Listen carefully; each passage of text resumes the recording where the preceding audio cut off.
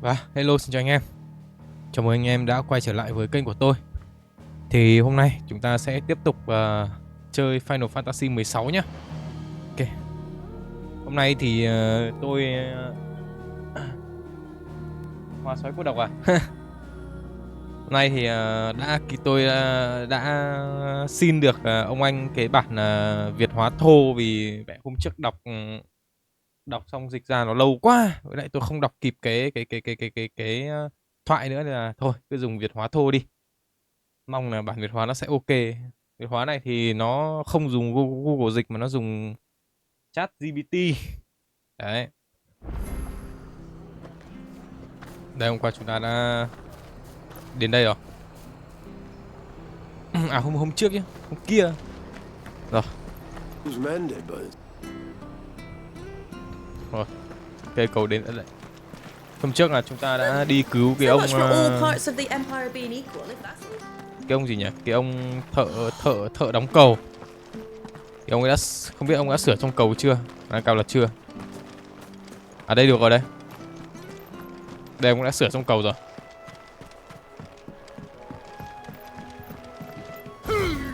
Tôi bấm nhầm. Đừng có về mấy tấm ván đó. Ta đã dùng gỗ tốt, chắc chắn người nên cẩn thận những con thú ở bên kia thì hơn. Ok. Mấy mà thà nói Blight đã lan rộng hơn, đẩy thêm nhiều quái vật xuống theo nó. Ta dám nói rằng chúng ta sẽ thấy một vài con trên đường đi. Then we shall have to keep our wits about us. Out of our way.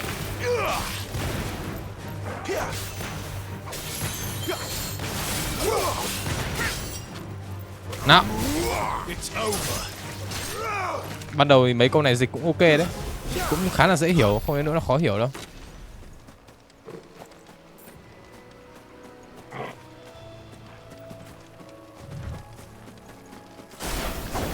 Xuống đây.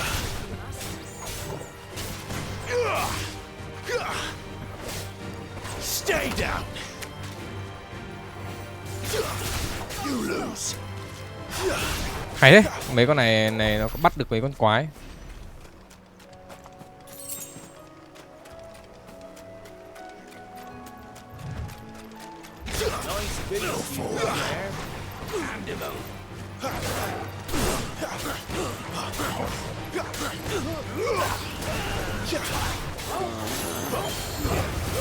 Nào. Mấy thằng cướp. Mấy thằng cướp.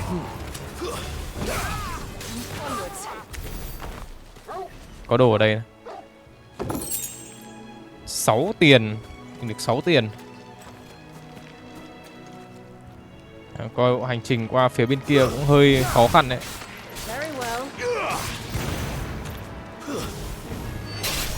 Chết.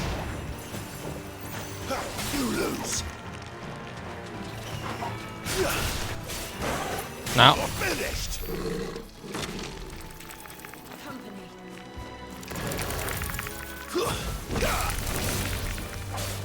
Có em này đi cùng, đam em cũng to phết.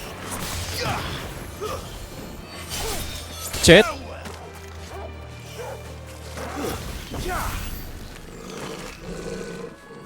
Rồi, đi sang bên kia đâu.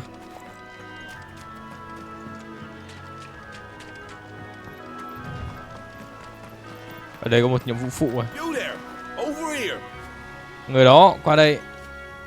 Sao? Xin lỗi, ta có thể dùng thanh kiếm đó của ngươi. Vận rủi của ta, một kẻ mang dấu ấn. Ta không có thời gian để tranh cãi với kẻ nào đang nắm dây xích của ngươi. What the fuck? Ngươi là người của Martha phải không? Yes, thằng này nó đang muốn nhờ mình làm gì đấy. Xử lý mấy con quái, mấy con sói.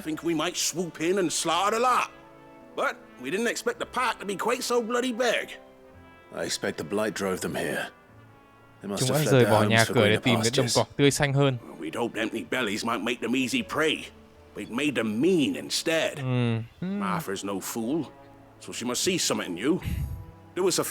Làm ơn hãy giúp chúng ta loại bỏ chúng đi được không? Rồi, chúng ta sẽ đi đánh 1.000 tiền ấy. Chúng ta sẽ giúp thằng này đối phó với bầy sói. I suppose those wolves pose a threat to everyone. Hey, that's what I'm talking about. I'd wager the greedy bastards are still over yonder, finishing off our bait. Sao? When you've seen to every last one of them, go and speak to my friend over the bridge. Bryce, his name is. He'll want to know if it's safe to come across. All right, off you go then. Alright. Đã chấp nhận. Rồi, chúng ta sẽ ưu tiên nhiệm vụ này đầu tiên. Đây, mấy con sói đây.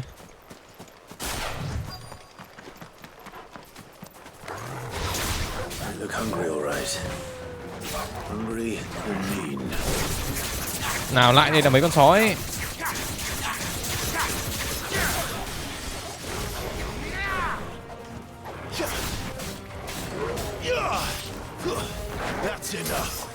Chết.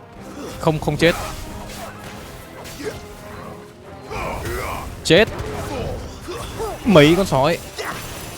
Mấy con sói. Mấy con sói. Mấy con sói. Chết, lần này thì chết luôn. Rồi, và bây giờ mình đi tìm cái thằng đứng ở đầu cầu bên kia để biết là đường nó đã an toàn rồi. Ok, đi thôi. Yes, mà việc hóa thô này nó cũng không ấy đâu, chắc là ChatGPT khá chất lượng.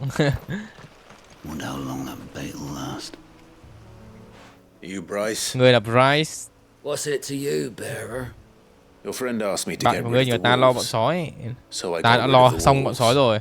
You'd have me believe a single bearer slew the entire pack. Then again, if you didn't, you wouldn't be on this side of the bridge. Bugger me, you're a tough one, aren't you? Yes, chào Noah nhé. Oh, Frederick. Và chưa bao giờ nghĩ đến việc cho thú vật đấu với thú vật như I thế. never thought to pit beast against beast like that. You served us well, Người đã phục vụ bearer. chúng ta rất tốt, Be sure to Pierre. pass our Hãy thanks. nhớ chuyển lời cảm ơn của chúng ta đến chủ nhân của người. Oh shit. Quest complete, 1.000 tiền bỏ túi dễ dàng. Bây giờ mình đang có 15.000 tiền. Ok, làm tiếp quest chính nào.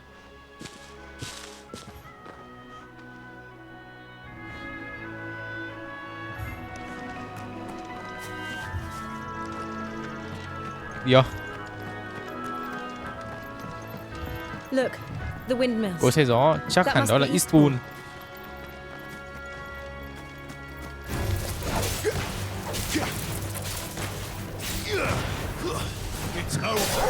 Chết. Nào.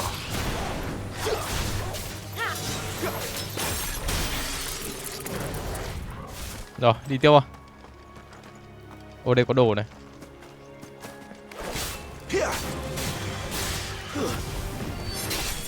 Này.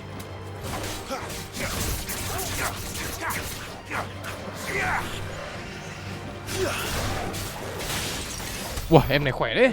Tung một đòn cái chết hết. Còn cái bay luôn cả cây máu. Đúng là dùng phép có khác. Đúng người có thể dùng phép có khác, mẹ khác hẳn với thằng không thể dùng phép như mình. I remember coming here with Lord Murdoch when I was young. Yes, ta nhớ This area seemed a very Sai ra có different vẻ place một nơi back rất then. khác so với hồi đó. Trông khác à? Thực ra là cái đầu game mình cũng chưa đến chỗ này bao giờ.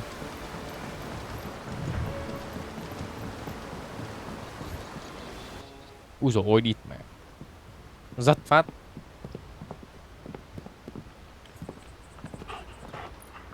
Quiet, Yên tĩnh thật đấy. isn't it? Anh có thấy vậy không? Yes. Đúng vậy. Dịch vẫn nhiều chỗ chưa. You're Clive Cậu Rossfield. là Clyde Rothfield. Nhiều chỗ dịch cũng chưa chuẩn lắm. Đừng người quen à? It's me. Là tôi đây, Hannah. Hannah, vợ Rodney của Murdoch's Rodney wife. Murdoch. Lady Hannah. Ông Murdoch là cái ông ấy không nhỉ? Oh, I knew it was you. You haven't Tôi biết ngay changed mà. at all. Cậu chẳng thay đổi gì cả. And Jill too. Ngày hầu It's so tước good to và see cả you Jill both nữa. again. Thật vui gặp lại hai người. It's good to see you too, Lady Hannah. 13 năm rồi. Vẫn còn nhớ.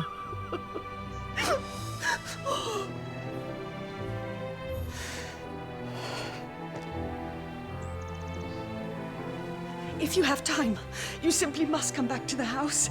I haven't much to offer, but What is mine is yours. Alright, We should be delighted. chúng tôi rất vui.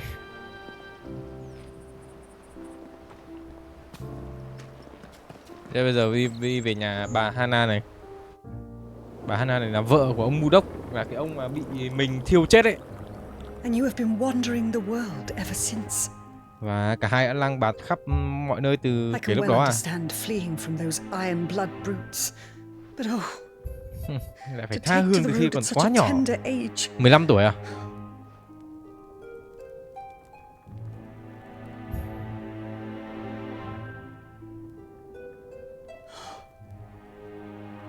Khổ từ một lãnh chúa thành Wasn't easy, but we ấy. survived. Nhưng and And now we're back. thật It's wonderful tuyệt to see vời you khi safe thấy and cô well, vẫn bình an Lady vô sự, Hannah. tiểu thư Hannah.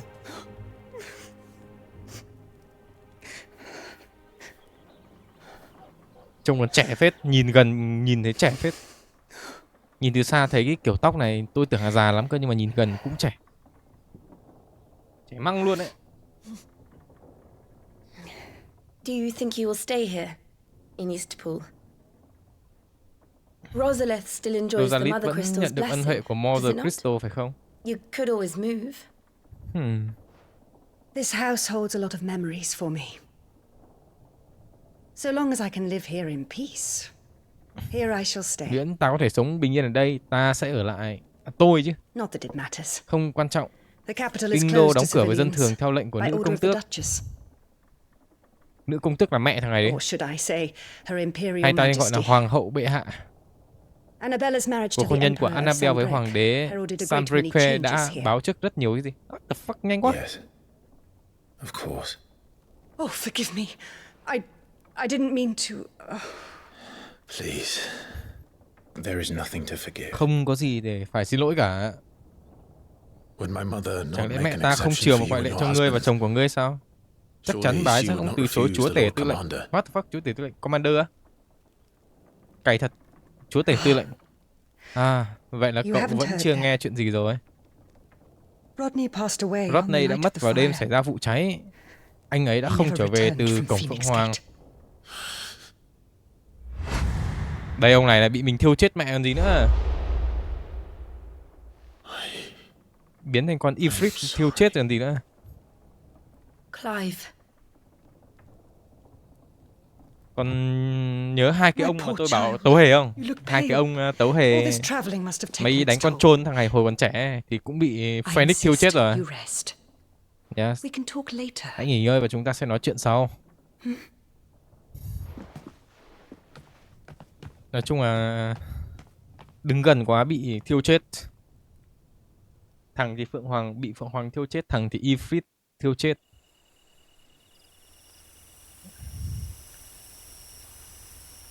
are you sure you don't want to sleep inside? Anh chắc chắn không muốn ngủ bên trong à. I can't. Anh không thể. Not after what I did. Không phải sau những gì anh đã làm. Lady Hannah said she would prepare a change Queen of Hannah nói clothes rằng bà for ấy you sẽ in the chuẩn bị quần morning. áo để anh thay vào. She really has been very kind. Bà ấy thật sự rất tốt bụng.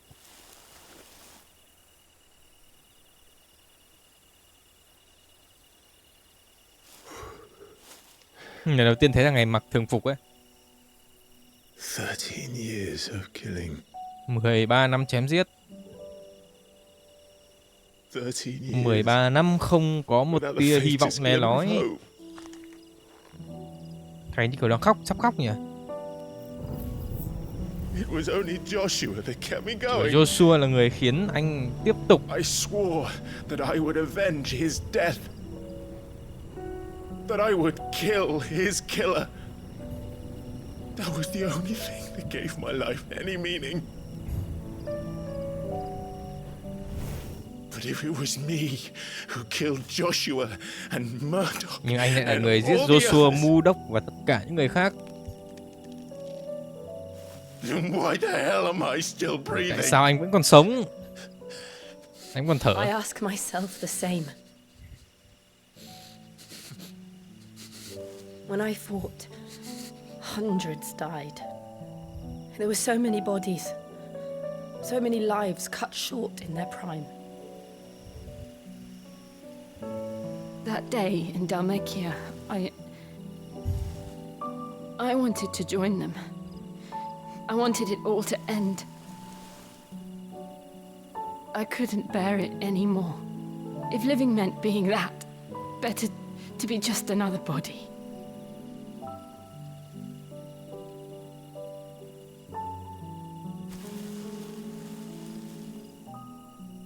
I'm sorry.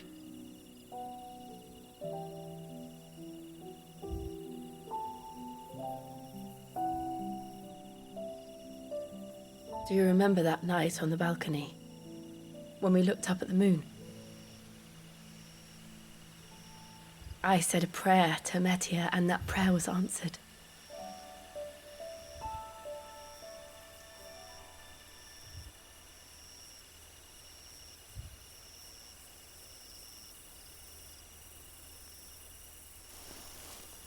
You came back to me.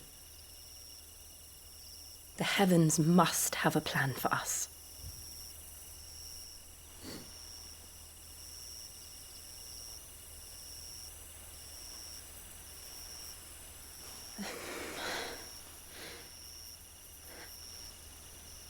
We should get some rest. Right.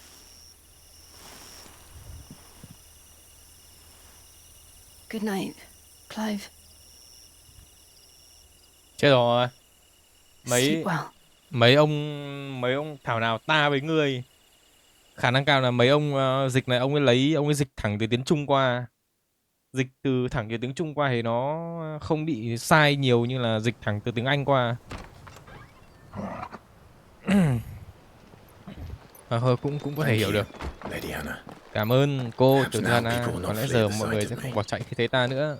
You look just like Elwyn did when he was your age. Đây là bộ đồ cũ của bố thằng này á.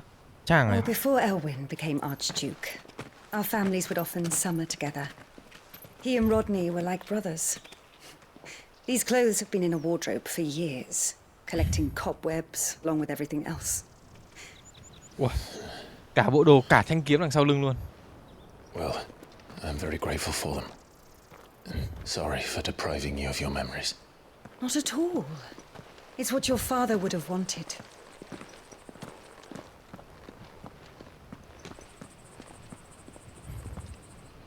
They suit you well. Rất hợp với anh đấy.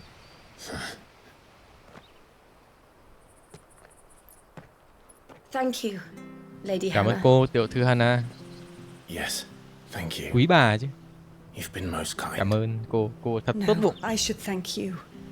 It may only have been Quý for a short cô while, Hannah. but seeing you again took me back to happier Dịch ra times. tiếng Anh thì đọc nó nhanh nhưng mà dịch ra nó dài dòng quá. Rồi sau cứ gọi Farewell, mấy cái my lord and lady. như kiểu lady hay là gì đấy thì cứ đọc cả là lady cho nó đỡ lằng nhằng.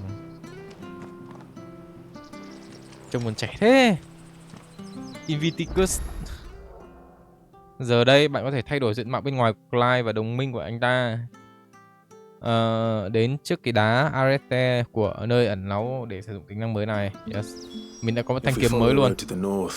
Nếu chúng ta đi theo con đường từ phía bắc, nó sẽ đưa chúng ta đến tận cổng Phoenix. Đi nào.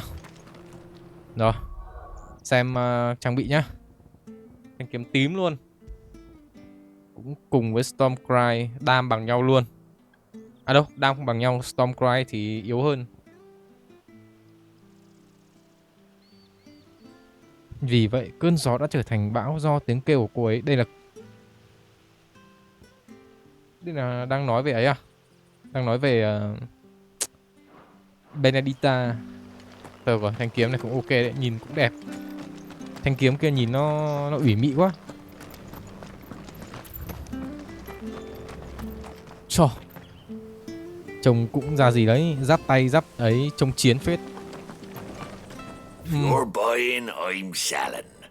Bán mấy cái hố va vân. Không có gì. Come back soon now. Mẹ, ông bố thì đang biết mấy thằng kia là mấy thằng phản bội rồi. Nhỏ vẫn quay lưng với chúng nó, thế là bị chúng nó chém cho bay đầu. Mẹ chưa thấy cái nào mẹ vô dụng như thế cả. Cày thật.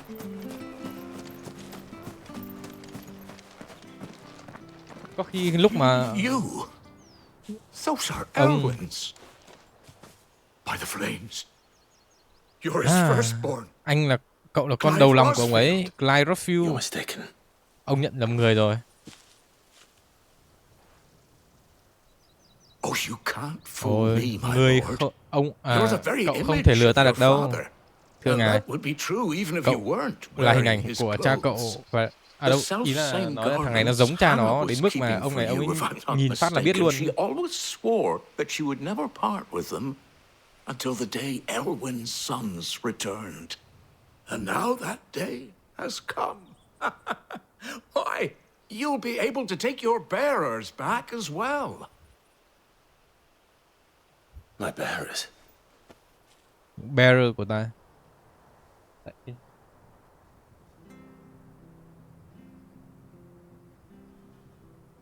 Nhiều lúc đọc cũng không hiểu lắm. Forgive me, Master Mayor. Xin thứ lỗi ngài thị I trưởng. was a child when Tôi Master chỉ là một came đứa to Eastbourne. trẻ khi đến Eastbourne I lần didn't cuối. recognize you. Oh, I'd be surprised if you recognized anything at all. Much has changed since Rosaria fell to the Empire. Not least for the bearers, who once served her noble families.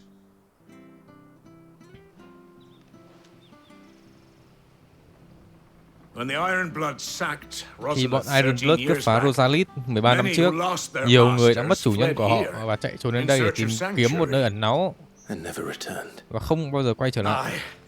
The plan was to Kế send hoạch them là home đưa họ về nhà once sau we'd khi won back ta the giành được capital. lại thủ đô, But nhưng then sau đó the quân đội đế quốc đã ập đến. Imperials Rosaria became Rosaria a trở province thành of một tỉnh Sanbreque. của The Sanbreque, duchy was dissolved lãnh and địa they công no tước bị longer giải had tán any và họ home không còn nhà to để quay về return nữa. to. Nói chung là bị bọn Imperial nó cướp Back luôn. in your father's day, Và thời cha any ngươi, bất bearer kỳ who bearer nào lost mất their chủ master nhân đều became trở a thành ward người of the được duchy. công tước bảo trợ. We'd hand them over to the Chúng ta sheriffs sẽ and giao they'd họ be cho assigned a new position. cảnh sát trưởng là cái lồn đi. But when we saw how the Empire treated their branded, we knew that wasn't an option. So they've been here Rồi, ever since. vì ông này không muốn Now you want to give them to me. bearer rơi vào tay bọn They're yours by right, bọn Lord Rosfield. Imperial nên là để cho mọi Bequeathed người để you đây by ở your đây late luôn. father. And they'd be better off serving you than hiding here. Indeed, many of Và them những used to cái serve người ở your đây house. trước đa số, Still đa phần nhiều considered là the đã từng phục vụ Rosfields their gia đình mình, masters. nhà Rothfield. I'm no one's master. Not anymore. Thì ông này ông bảo They là wouldn't bây giờ be họ safe mấy with cái người kia nên là phục vụ mình hơn là ở đây. I understand. You'll forgive an old man his fanciful notions. Been daydreaming for too long. But still, I would ask a favor of you. A small mercy. If it is within my power. One of the bearers is an elderly fellow who still swears absolute loyalty to Archduke Elwin. I don't ask that you take him into your service, only that you meet with him. Let him see that Elwin's son still lives, and that he's as fine a man as his father ever was. It would be my honor. Thank you, my lord. He sits by the well most days, watching the people go about their business. If you could show him your face, I would be most grateful. Rồi, bây giờ mình sẽ đi gặp một người. Cái gì vậy? Chờ. As fine a man as my father. You're not so very different, you know. Đợi chút tôi đi ấy. Dẫm vào cái nguồn màn đang tắt. Rồi.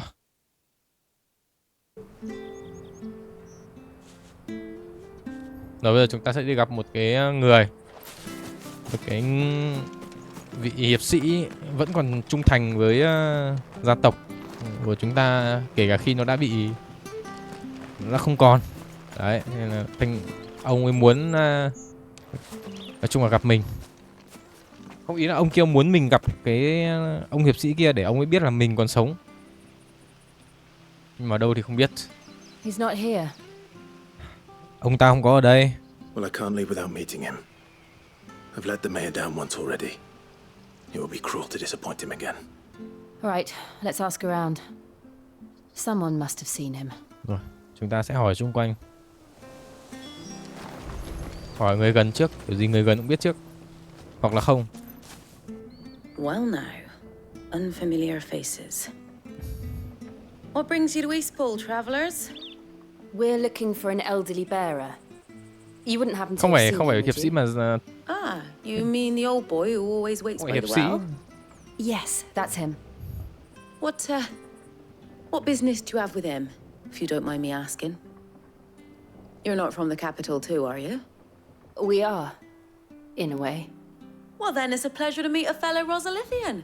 I was born and raised down Market Street, and never would have left if Archduke Elwyn had survived the fire. It wasn't the same when the Duchess took over, though. All the beatings, the evictions, the levies going up and up and up, even as the blight took half the harvest. Oh, listen to me, telling you what you already know. I'm sorry. I'm afraid I can't help you with your bearer either, though I doubt he'll have gone far. He comes here every day, almost as if he's waiting for something. We'll keep asking around then. Thank you. Bà này cũng không biết, mình phải đi hỏi người khác. Hỏi ông quét dọn thôi mà. Good day, milady. What can I do for you? I'm looking for a bearer, an elderly fellow who used to serve the Rosfields. Have you seen him? Ah, that old loon. No sign of him today. Funny, he's usually down by the well at this hour, cooking up his fantasy feasts. I'm sorry. Oh, he worked in the kitchens at Ta từng Rosalith làm việc Castle trong nhà back in bếp the ở day. dưới lâu đài Rosalith ngày Still xưa. thinks he's there now. Đầu bếp. You'll Không phải have to hiệp give sĩ. the poor fool chatting away to the Archduke. Tôi nhầm. Living in a dream he is. But better there than here, I suppose. Can't imagine the Viceroy stopping to trade tales with a bearer. Can you? No. Anyway, you'll be round here somewhere. Doubt he has the path to stray too far. Thank you. We'll keep looking. Cả hai đều không biết ông ấy ở đâu. Hoặc là có. Hey, hold on a mo. Young Patrick, the chocobo keeper, might know where he is. He's taken the old bird under his wing, so to speak. Bây giờ đến He'll be in the Patrick. stables. You should go and have a word with them. Patrick the Chocobo Keeper. Thank you. We will. Rồi, bây giờ chuyển sang Patrick, thanh niên nuôi chocobo. I'm sorry, Jill. Có thể là sẽ biết được gì đấy. Making you do all this in my stead. It can't be helped if we're to keep up the pretense. Come on, Rồi, chúng ta sẽ let's đến head chuồng for ngựa. the stables. Sorry anh em, vào đây hơi giật tí. Game nó cũng chưa tối ưu tốt cho lắm.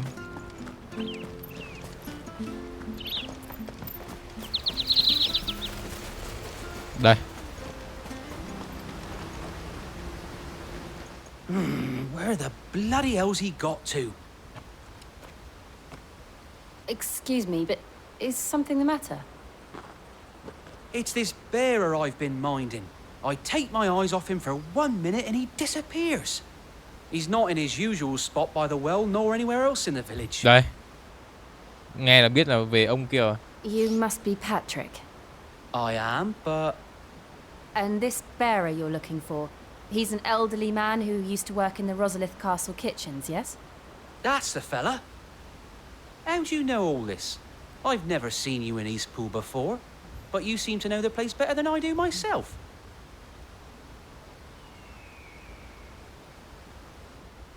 Rồi, bắt đầu hội thoại dài quá thì là skip.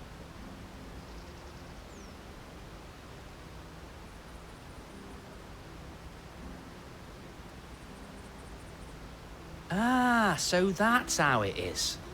Well then, if you're acting under orders of the mayor, you're on about to help me find him. He's been losing what little sense he had left of late, saying the sheriffs are coming to collect him and that he needs to go back to the castle. I was supposed to watch over him, keep him out of trouble. But if he's walked out on us, Về lâu đài, there's not cái a lâu lot I đài can kia. do. Cái lâu đài kia cách chỗ này cũng hơi xa. Understood. You keep searching here. We'll look for him outside. Thank you. I'm in your debt. Được rồi, mình sẽ đi tìm cái ông Bearer kia. I hope he hasn't wandered into trouble. Let's just concentrate on finding him. The Broken Hill. Đi ra ngoài chỗ này thì nó đi qua đây á? Nhầm ship không? Vẫn chưa thấy dấu vết. Có khi nào ông ta đang đi xa hơn rồi không?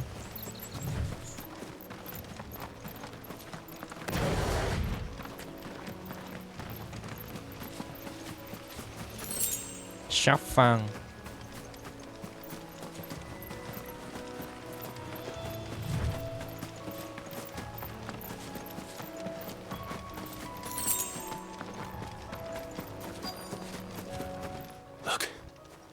Có ai đó đằng kia. It might be him. Có thể là ông ấy. Chúng ta nên nhanh lên. Company. Lũ quái. Chúng ta không thể để chúng đến chỗ ông lão. Phải giết chúng trước. Lại đây. Lại đây. Còn thằng nào nữa?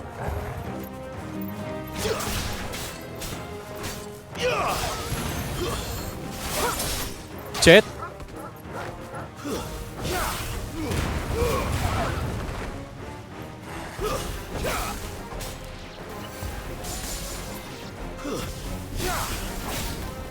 Chết. Easy.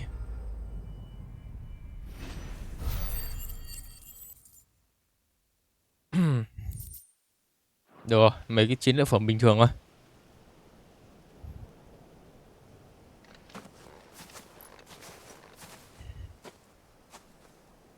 Are you all right, my friend? Come on. Ông ổn không? Let's go home. Đi về nhà thôi. Your Grace, Đức vua của ta. came for me. Người đã đến vì ta. I waited for you so long, but you finally came. I'm not who you think. Clive.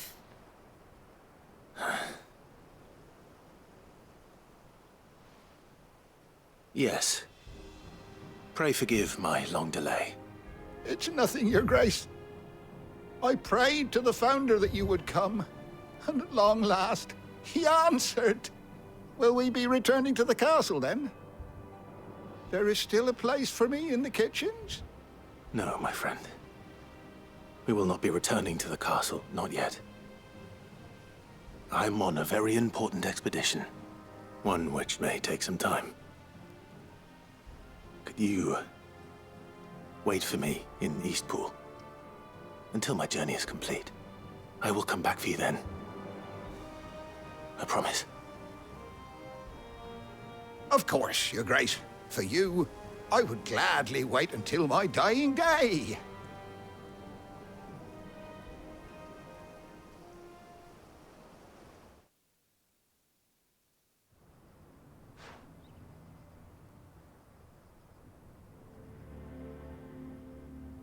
Rồi, chúng ta đã đưa ông lão này về. Và phải dùng tí trích để gạt ông ấy ở lại Eastpool. Bởi vì cái chỗ lâu đài kia không còn tồn tại nữa. And now that light burns a little more brightly. It's nothing but a fantasy, of course. But it's better than the truth of the matter. A damn sight better. The blight is on our doorstep. Our harvests are failing. The people are leaving in droves. Cái ăn mòn đã đến tận đây rồi.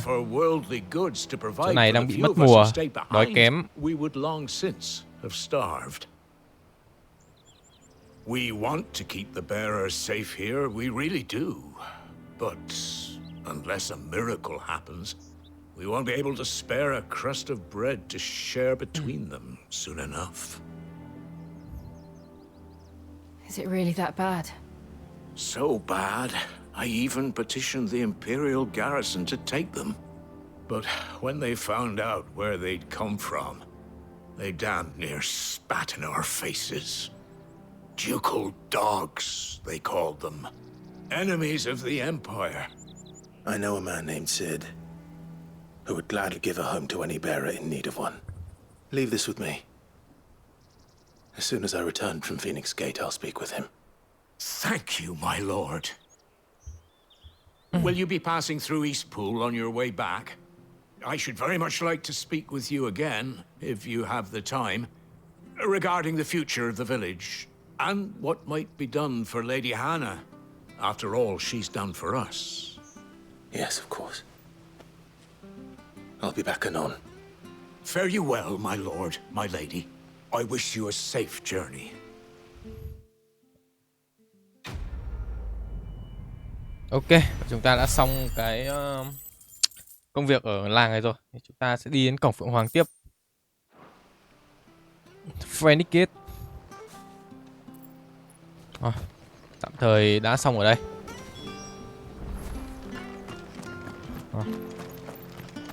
Đi tới cổng Phượng Hoàng nào.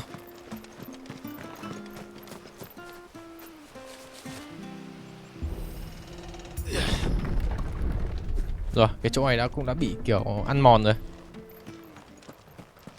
The Deadlands are aptly cùng đất chết. I didn't realize they were this close. No wonder their crops are failing. The blight is leaching the ether from the soil. And when the last drop is drained, Cái their ăn mòn fields gọi là will turn blight to à? this. Cánh đồng của họ sẽ biến thành như thế này, không cây cối, không động vật và chẳng còn sự sống. And no monsters. I suppose that's one small mercy. We won't be able to use any Nghĩa là magic cái here. blight này nó mà ăn mòn là nó ăn mòn hết tất cả mọi thứ, As if the absence không có of ether gì didn't sinh cause sống enough được, problems. Take away the land's kể cả life quái vật. force, and problems are all that's left.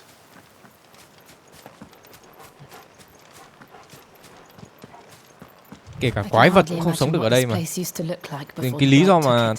có nhiều quái vật nó xuất hiện ở những cái nơi mà thường chúng nó không lui tới là bởi vì cái blight này nó đã làm mất đi cái môi trường sống của bọn quái vật đấy, thì bây giờ chúng nó phải buộc phải di chuyển để mà sống sót được. Chỗ này thì còn đỡ hơn tí.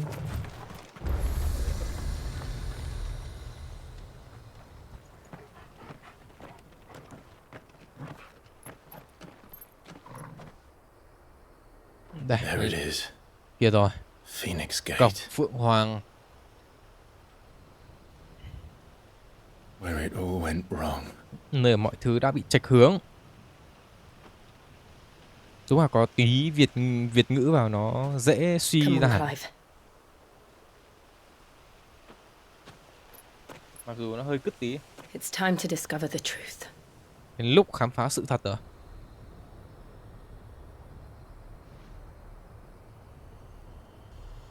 Đi không? Cổng Phượng Hoàng ngay trước mặt rồi.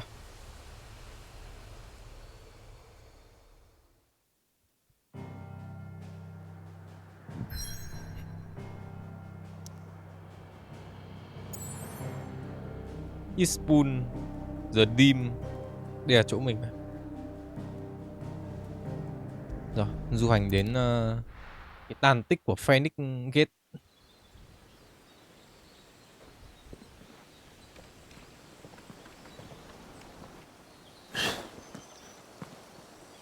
Có lẽ là game này sau khoảng nửa năm hoặc 1 năm nữa, nhanh thì vài tháng nữa nó sẽ tối ưu lại tốt hơn thôi.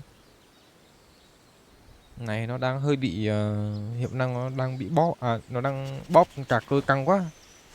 Thế là nhiều trường đoạn cutscene hoặc là game chơi nó sẽ bị hơi Almost as khựng if khựng lại time tí. had stood still.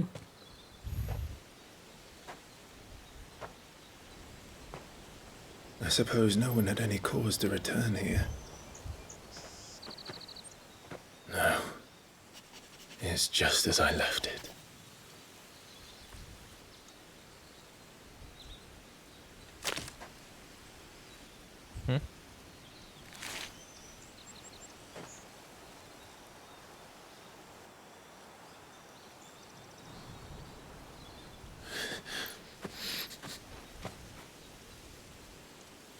Let's have a look around. Rồi, chúng ta hãy cùng kiểm tra xung quanh. Bird Memory.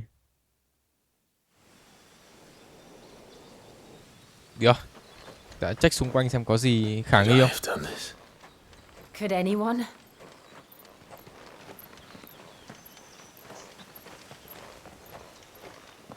Đây.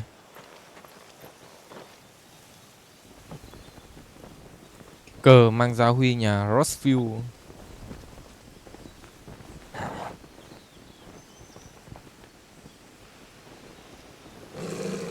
Con chó phát hiện gì không? What is it, Torgal?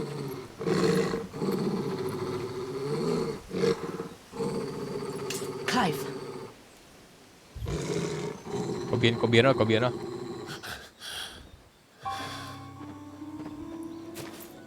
That's him. Là hắn ta. Joshua, anh đến với em đây. He's the only one who can tell me what happened. Chỉ có hắn ta mới cho. I have to know. Chỉ có hắn mới có thể cho ta biết được chuyện gì đã xảy ra vào ngày đêm hôm đó.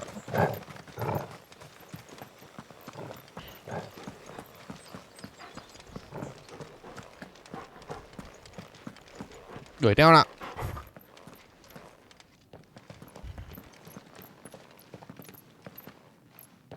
Where is he? Nowhere to be seen. Hay nhỉ, thằng này thoát hiện như ma ấy. Nhưng mà 13 năm trước cầm đéo thì Joshua đấy được. Vẫn là một dấu hỏi khá là lớn. Bảo ở đây là Joshua thì hơi sớm. 50-50. What is this place anyway? Some sort of shrine? Sorry. You've never been here Anh cũng before. chưa từng đến đây bao giờ. This is the hall of the gate. The gate? It's a relic of the fallen. Only the Phoenix's dominant can open it. Hence the castle's name. This was where Joshua was supposed to... Đó, đây là nơi mà những cái người mà mang trong mình cái Yes. Icon Phoenix mới vào được. Đáng ra em ấy đã phải bước qua cánh cửa này vào sáng ngày hôm sau. Would you have gone with him? No.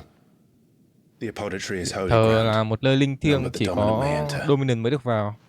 I and the other shields would have stood guard here and prayed for my brother's safe return. Where the hell did he go? Perhaps he went inside. He couldn't have. He'd need the power of the Phoenix. Biết đâu.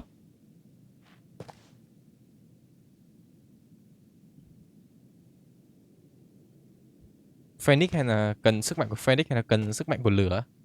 Vì thằng này là Ifrit mà. Cũng là lửa nhưng mà lửa khác.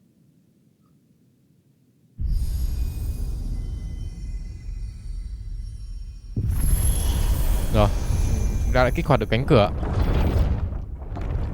Nhưng mà là vì lý do gì đấy chứ không phải là vì chúng ta là Phoenix. Có lẽ là chỉ cần lửa chăng? Chỉ cần Dominant lửa chăng? Thank you, Joshua. Quá luôn. Are you sure about this? Anh có chắc vì điều này không? Nevermore. Rồi, chúng ta sẽ vào luôn. Không có chắc gì hết. Chắc chắn là phải vào.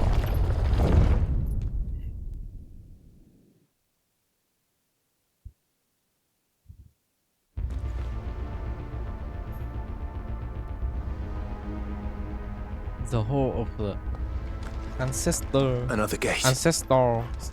Let's see Một if cánh this cổng one khác. opens. Hãy xem chúng ta có mở được không? Chắc chắn là có.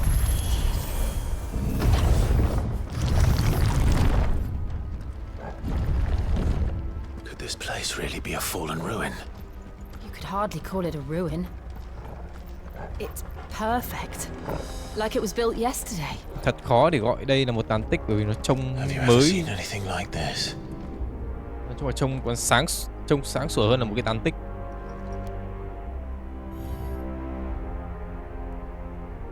Oh.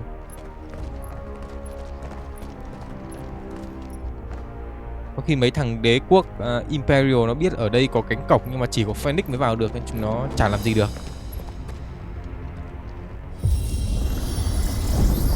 Còn mình thì không phải Phoenix, điều đấy chắc chắn rồi.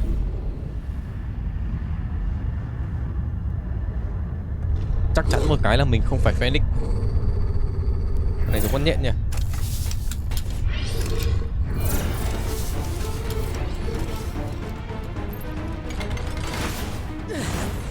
What do we do?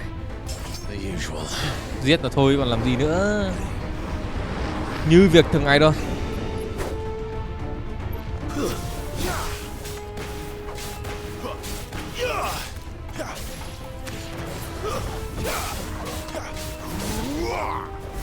Finished.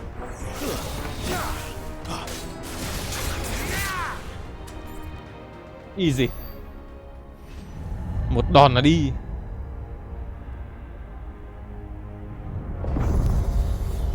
Chỗ này chắc sẽ đông quái hơn. More trouble. Lại thêm rắc rối nữa rồi.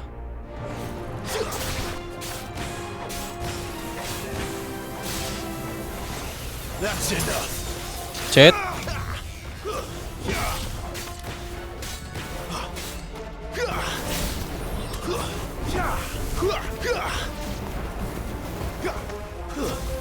Chết.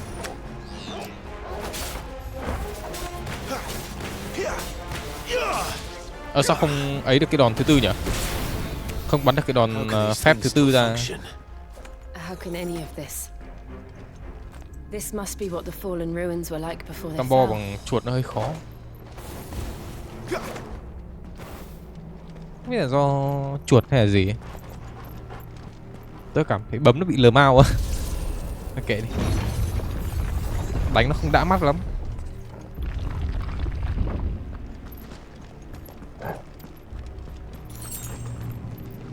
Chỗ này là chỗ mình hóa thành Ifrit đánh nhau với thằng Joshua làm gì nữa.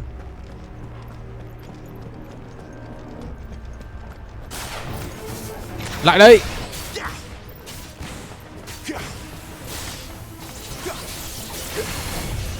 Chết.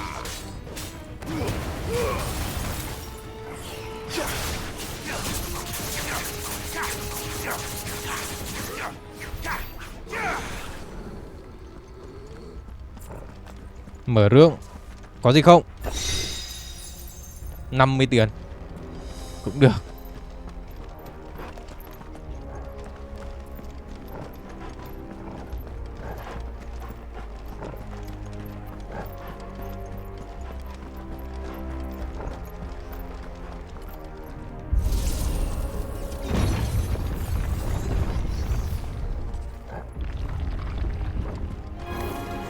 Một con quái to.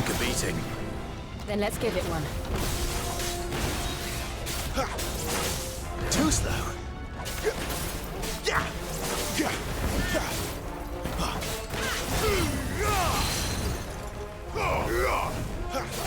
Mình đánh trượt rồi.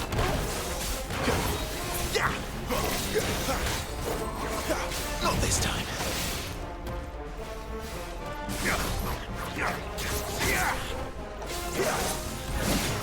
Sao mình không né được nhỉ?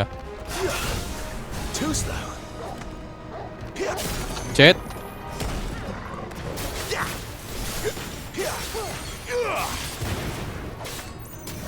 Bùm.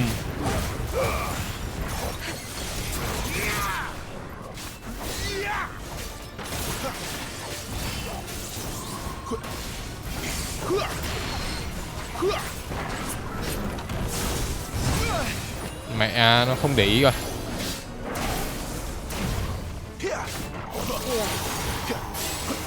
Not this time.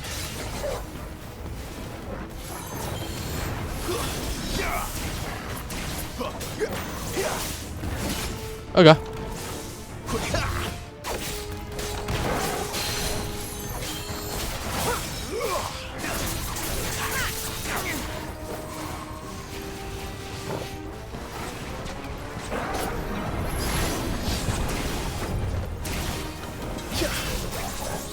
Too slow. Nằm đấy.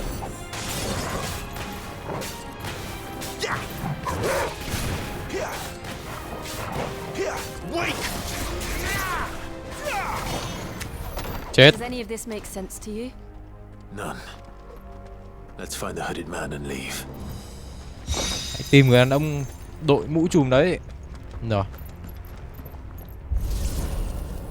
Có khi thằng Joshua nó đi trước đấy chứ. Bởi vì tôi để ý mở cửa này thì nó cũng không ra nhiều tiếng quá đâu. Nếu mà đứng cách xa như cái lúc thằng này mới phát hiện ra thằng Joshua thì có khi nó vào đến tận chỗ nào ấy chứ. Từ giờ xem đằng sau còn đồ. Ôi, đéo sai một bom. Whatever they are, I don't think they're friendly. Con này có nổ không? Nó có nổ à?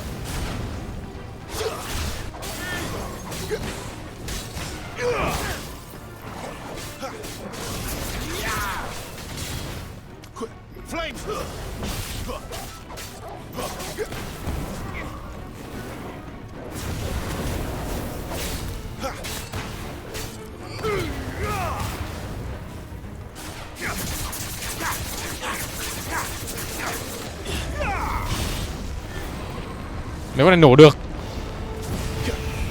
Trời ạ.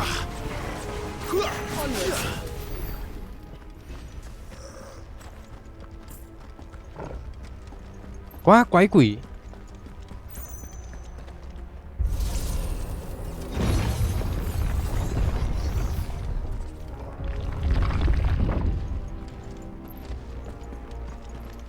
Would Joshua have had to run this gauntlet too? No. At least not that I Hay là heard do about. chúng ta không phải là Phoenix là chúng có tấn công nhỉ? Khả năng cao thế lắm. Chứ cái lúc đấy là Joshua còn bé tí thì làm sao mà đánh được mấy thằng Here này. we go again. Where will we end up Chúng this ta time? cũng đã từng điều khiển Joshua rồi thì bắn một quả phép thanh niên đứng thở mất mẹ mấy phút. Could the hooded man really have taken this path? Thì We khả won't know năng mà until đánh we've được bọn followed này him hơi all the way khó. to the end. Come on, let's keep looking. 1.200 tiền.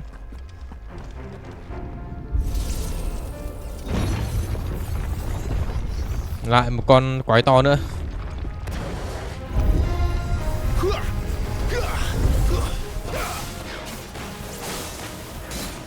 Mà mình cứ né trước rồi.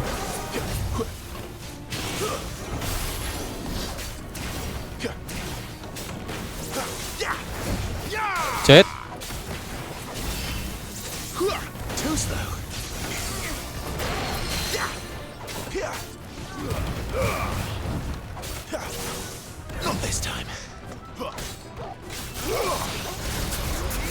Chết, đứng đấy.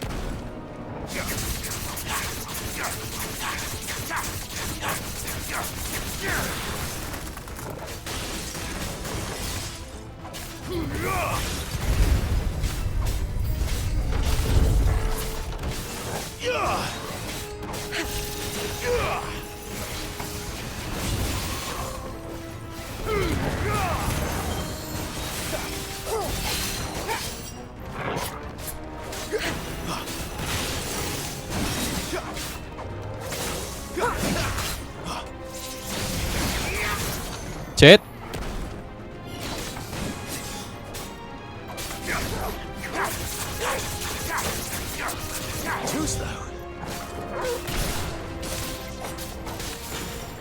Nào. Nào. Mình vất chuỗi rồi. Con mẹ mới đùa. Chết. Another foe bested.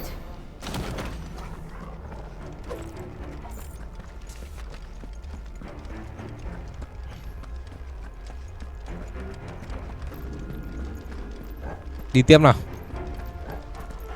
Vừng ơi, mở ra. Lại một đống quái rồi.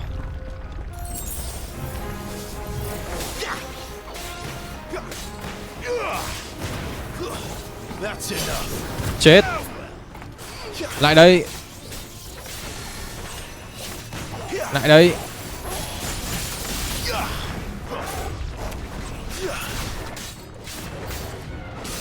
Look out! There's more of them. They'll fall like the rest. Chết. Hãy nổ. À không, nó không nổ.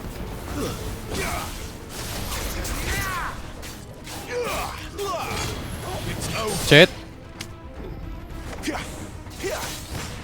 Nào. Đánh lén. Như nào. Quay lại.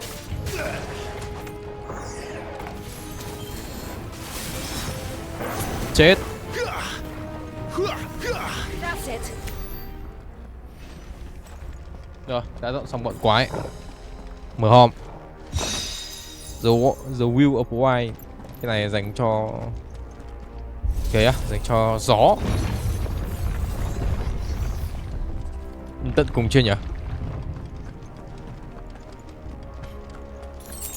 High Potion.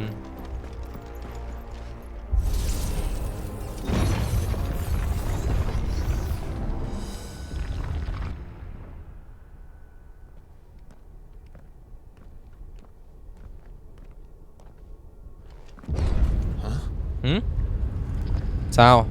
Rồi, đường về đã bị chặn, nghĩa là phải làm đi tiếp thôi. I don't like this. Em không thích điều này tí nào cả. Đánh boss. Cái thằng ấy đâu nhỉ?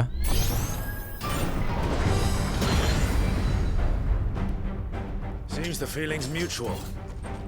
Yes, có lẽ cảm giác đó là đúng đấy.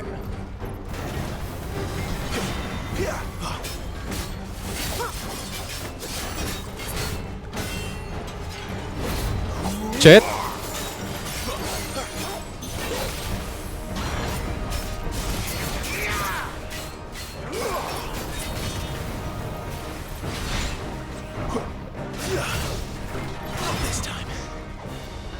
Cao.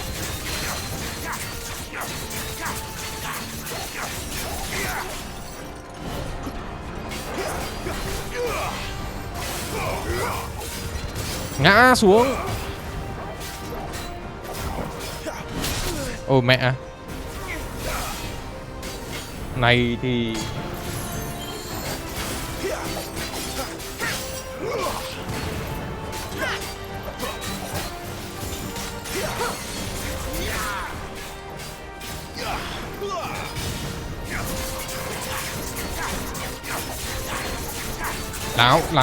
láo. Sao? It's drawing in energy. Not for long, is it? With me. Phải nhanh đánh nó trước khi cái thanh này ở đầy. There. It's down. Rồi, nó đã bị stagger rồi.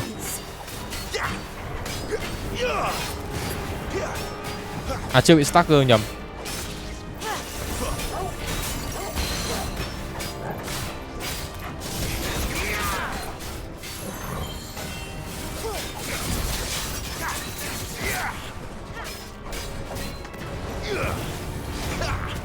Chết. Long trong cay thật. Nào. Gồng nữa đi. Nào.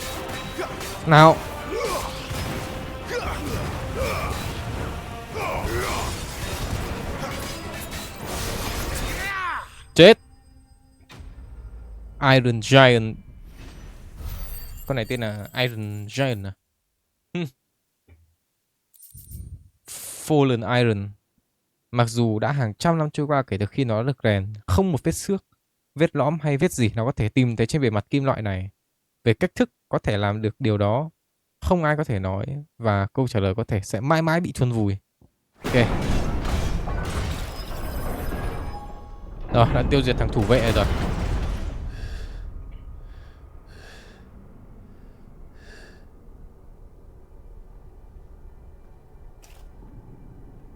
It's done.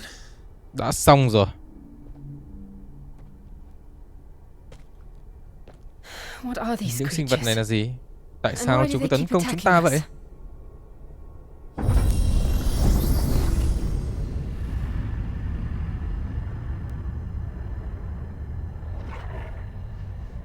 They're probably asking themselves the same thing.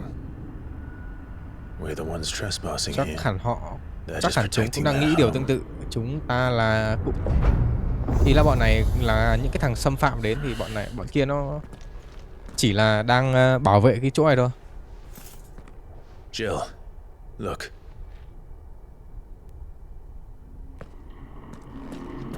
Có gì mà ngạc nhiên đấy? Trông cũng hoành tráng phết nhỉ? Is that some kind of mural? It's worth a closer look, whatever it is. Không phải đường này à? À quên mất tí bỏ lỡ đồ. The favor of white.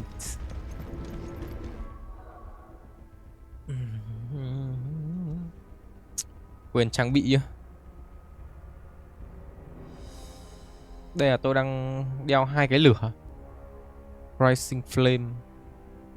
Để tôi đợi chút. Rising flame.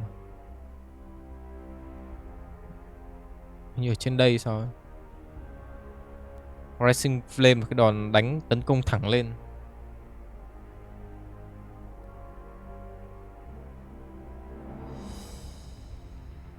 Mình có 1.600 điểm à? Này cũng được ấy chứ. Triệu hồi một bức tường lửa, làm tan biến các vật thể trước khi phóng ra chiêu đợt sóng xung kích chết người. Còn cộng thêm tí điểm vào đây đi.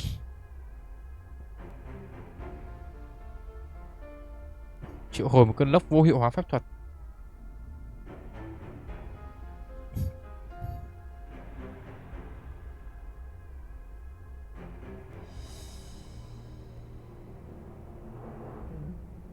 Tôi sẽ chưa cộng cái này vội, tôi sẽ cộng đổ 500 ở đây này.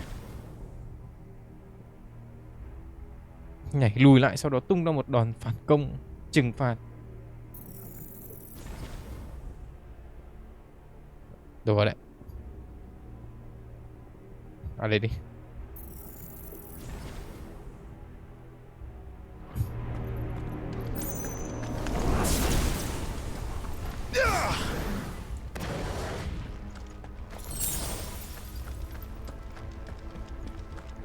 Đi lấy nốt đồ chúng ta xuống kia sau. À đây bảo quên đấy. Rising flame. Đây tôi sẽ kho ấy khác. Rook gambit.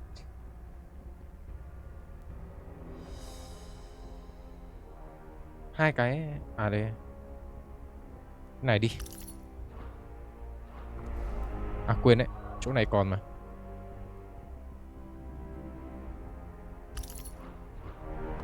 Rồi. Không việc gì phải đeo nhẫn xám cả.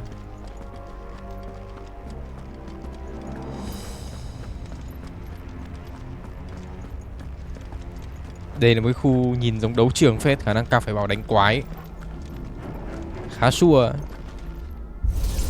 Những cái chỗ nào rộng quá mức thì chắc chắn sẽ có quái. Đây có khi quái to ấy chứ.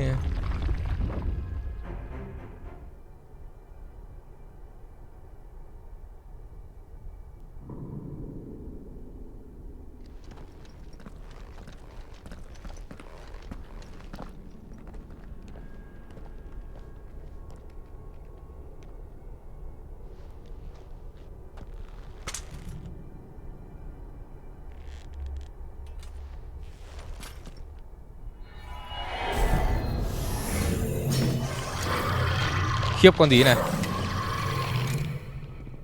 Alright then.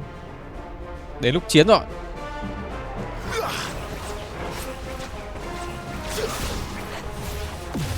Tí là trúng đòn của nó.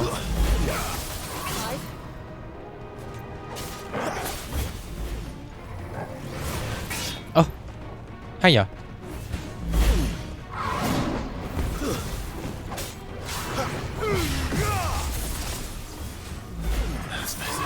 Thì bọn mình lại né sớm quá rồi.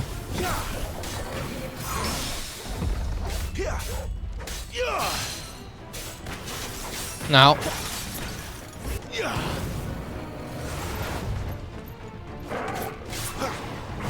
Nào. Nào. Như nào.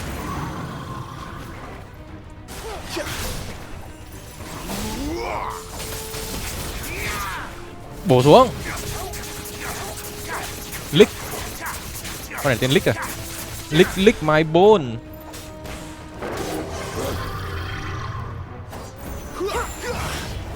Này. Trượt rồi em.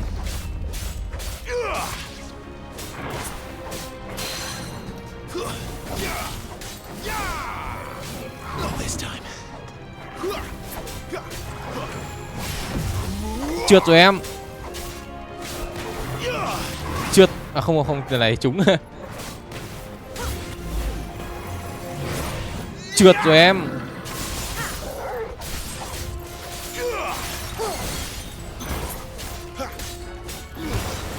Chết con Lick ngay.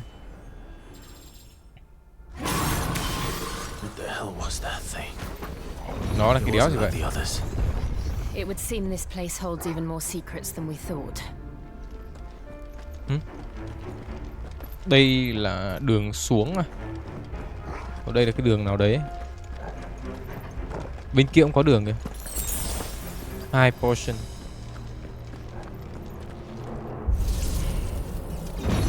Hai đường.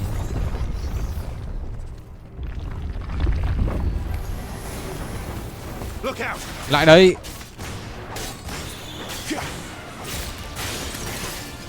Lại đây.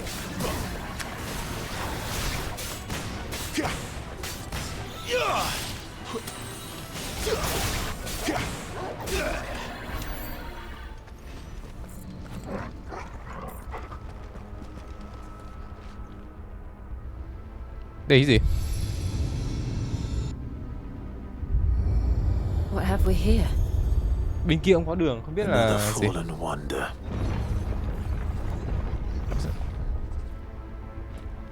Là sao?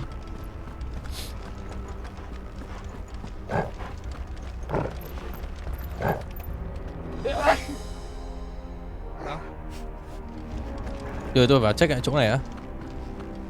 Mình vừa kích hoạt một cái gì đấy. À khả năng cao là phải kích hoạt, phải đi vào hai cổng kia để kích hoạt cái công tắc. Đấy, đi đánh xong cổng kia thì mới vào cổng này được. Máu.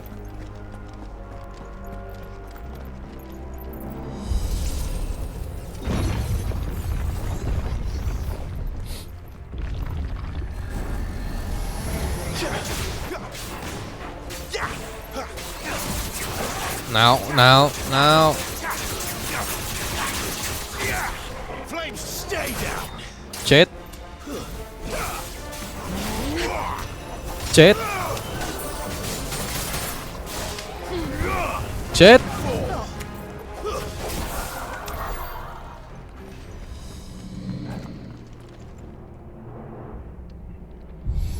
Kích hoạt. Lights. Well, that did something.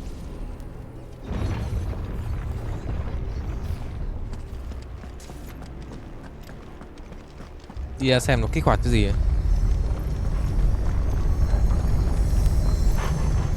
Đây. Chắc là ở đây, ấy dẫn đường sang bên kia. CBD toilet, what the fuck?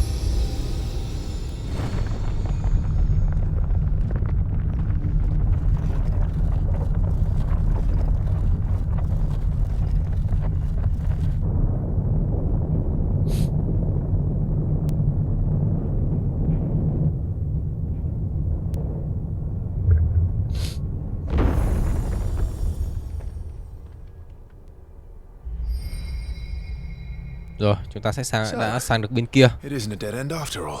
Vậy là đây không phải là gõ cụt. Apparently not.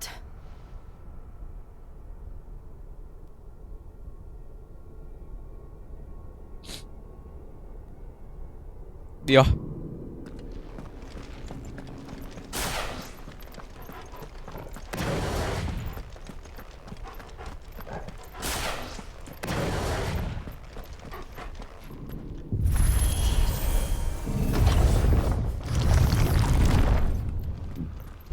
Hình như Garuda, nhìn biết là Garuda. It all seems to lead to this room. Tất cả mọi đường như dẫn đến đường này. Chỗ này. How old do you suppose this is? Không biết có phải Garuda không? 1,000 years. Hình như là không phải. I don't know. I've never seen anything like it before. Who is that in the middle, do you think? Some sort of god. Không phải Garuda đâu.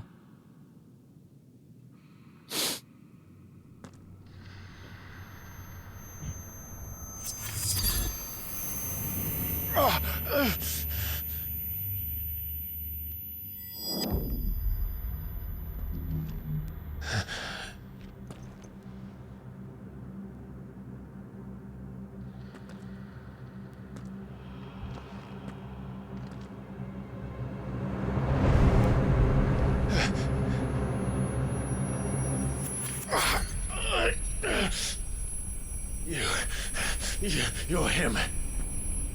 The second dominant of fire. What the fuck, mình mới là thứ hai mà. Who are you?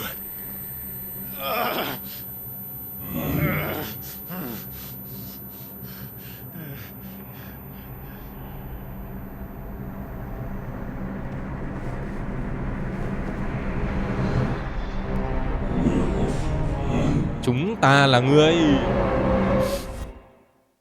Mẹ, ảo giác à? Tưởng Joshua. The fuck. Wow. What?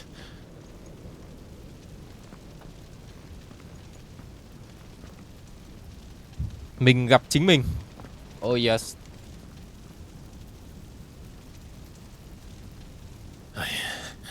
I'm back. Mình đã trở lại.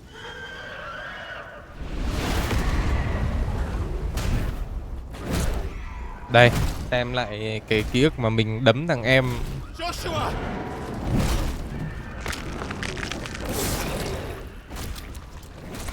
Stop it! Please! Stop!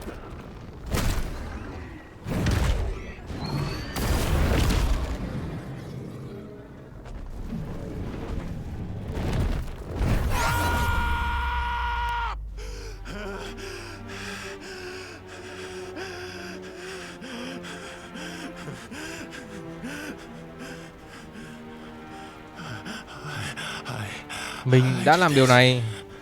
Mình đã giết em ấy. I killed him.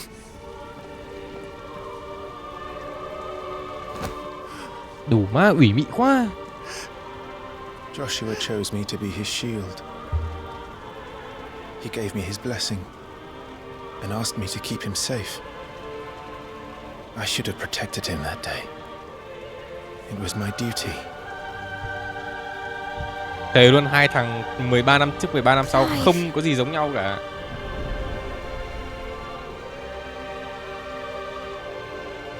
Joshua.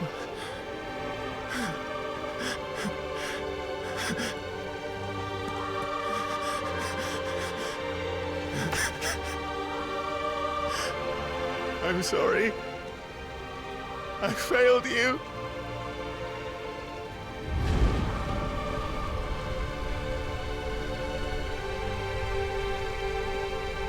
Cay quá, mẹ dịch cái tiếng Trung ra, cay thật. Nhưng mà mình xài free không chê, không thể chê được. And I blamed another for what I did, to spare myself the guilt. I feared that by accepting it, I would lose what little was left of me. So I ran from everything. And now? Are you ready to Ngươi accept the truth? đã sẵn sàng chấp nhận sự thật chưa? I know it won't be easy, but it's what I must do. So that Joshua's soul can finally rest in peace.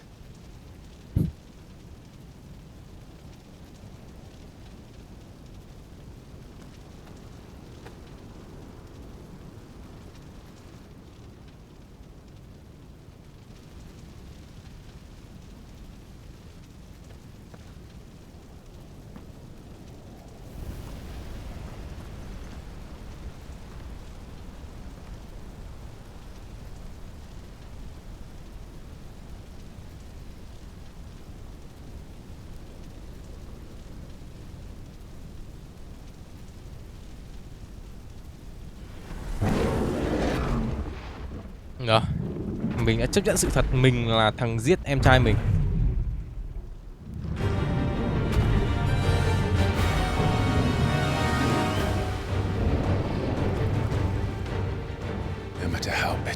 Dù sự thật phũ phàng đang chờ đợi ta, ta vẫn sẽ tiếp tục. Nhạc nổi rồi. Tới đây Ifrit, cho ta thấy ngươi thực sự là ai.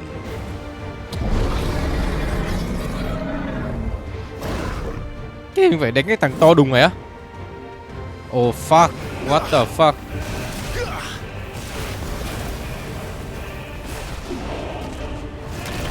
Thật sự luôn đấy.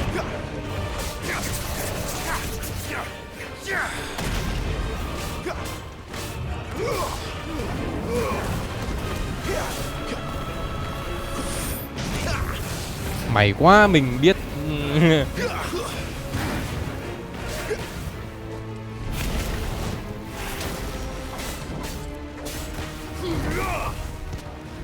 Thì phải Ifrit cũng chỉ như này được. Tiếp cận con này khó quá nhỉ.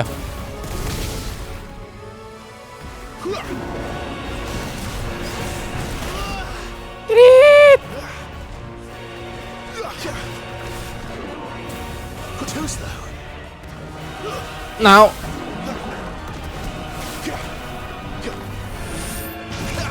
Nào.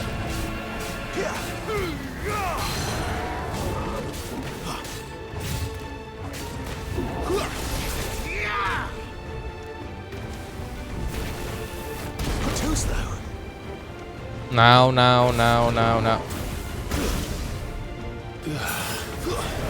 Cái này to quá, mẹ trời má.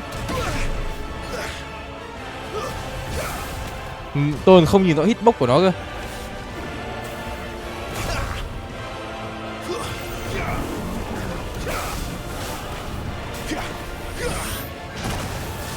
Đi mẹ. Lần này thì không thể nào mà né được.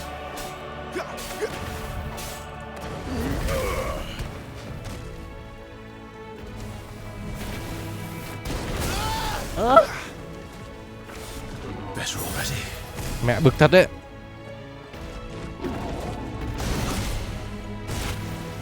Mình cứ phải đuổi theo thằng con này, mẹ mình người đã to rồi.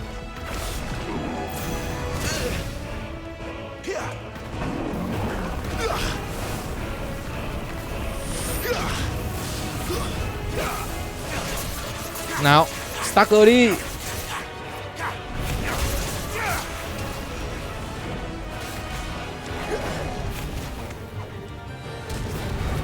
Stacker đi.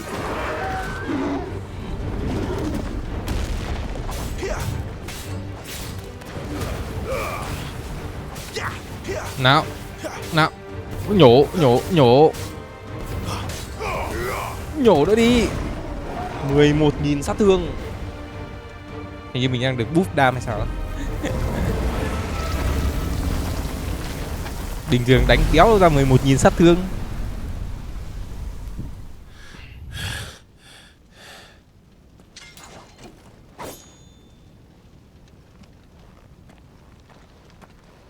Khoan đã, chưa xong.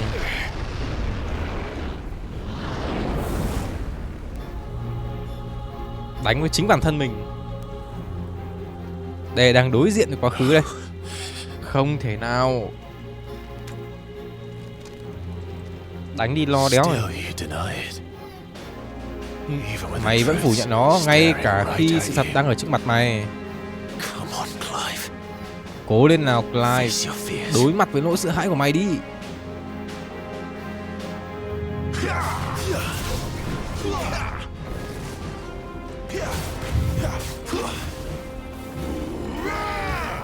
Sao mình không được làm được trò này nhỉ?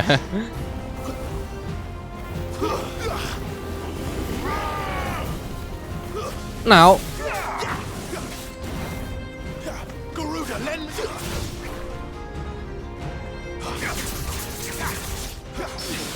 Stacker.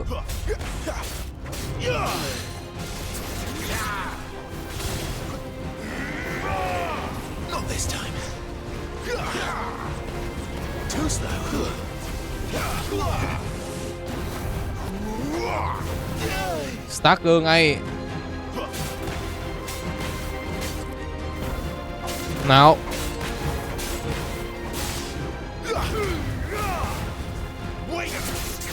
Cao.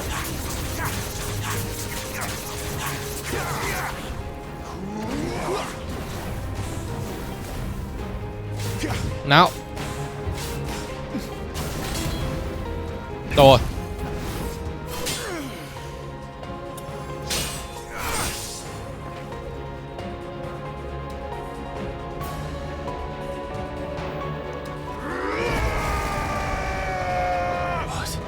Thế giống như con Benedicta, mình cũng có thể sử dụng được cái hình thái này, nhưng mà bây giờ mình chưa sử dụng được. Mình phải đánh với nó ạ. Đi.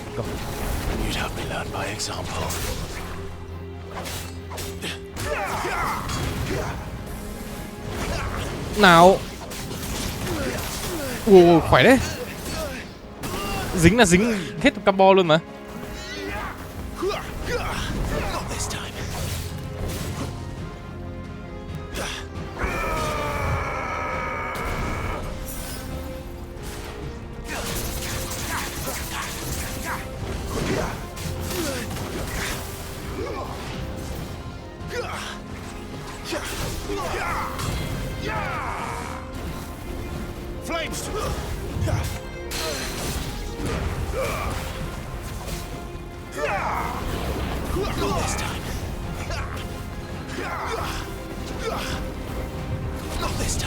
Nào. Nào. Nào. Yeah. Bướng.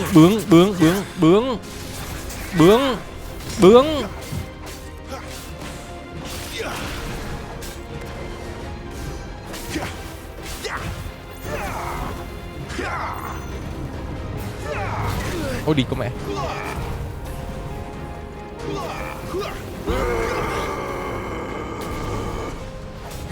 Nào.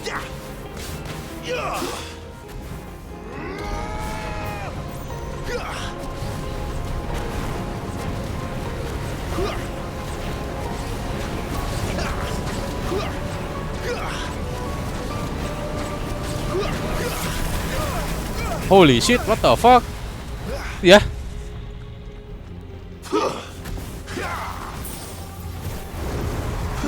Mẹ nổ phát mất hết cả máu luôn mà.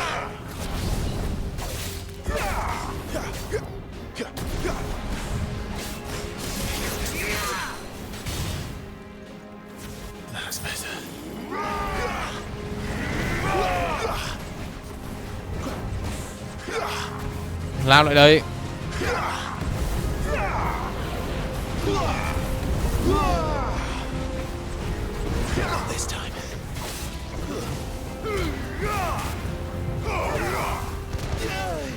Mẹ hay nổ đau thế. Không để ý cái nổ phát biếng người luôn ạ.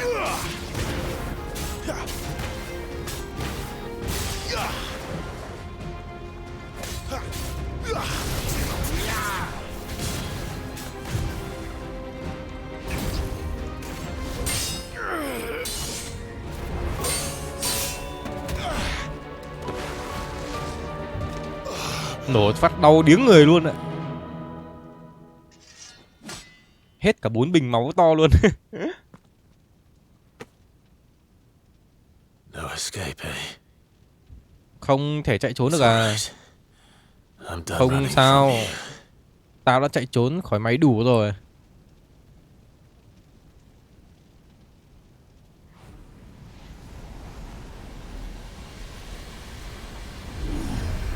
Together.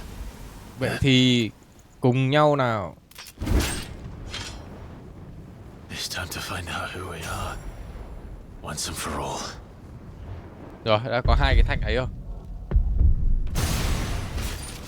Yes. Lần này thì ai là bố là con? Tôi thích cái màu đỏ này hơn là cái màu đỏ của lửa này. Show yourself. Nghiện nguyên hình đi, Ifrit. Đi, mọi đánh đau.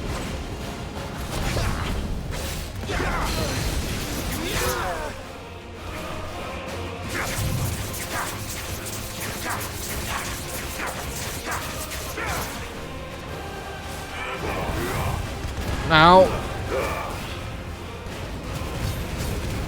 Ủa, con mẹ kinh quá nhỉ.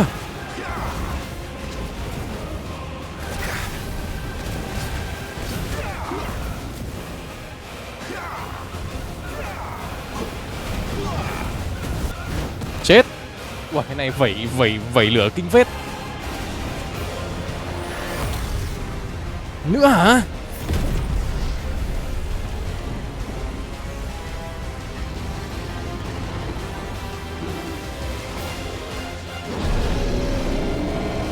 Mình cũng hóa đi còn gì nữa.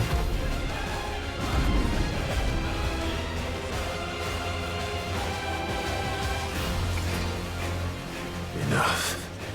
Đủ rồi. I know the truth of it Giờ now. thì tao đã biết được sự thật. You are not Ifrit. Mày không phải là Ifrit. I am. Tao mới là Ifrit.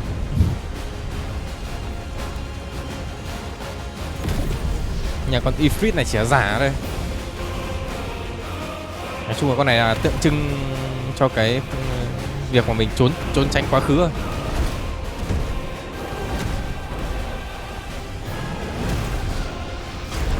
Nào. Hàng fake mà cũng đòi à. Nào. Đánh làm sao được. Ủa. Đánh phát bay mất 3 đấm bay nửa cây máu luôn. Giờ mình đang đấm vào cái quá khứ đấy. Đấm phát chết luôn. Đây gọi là một chiều luôn đấy.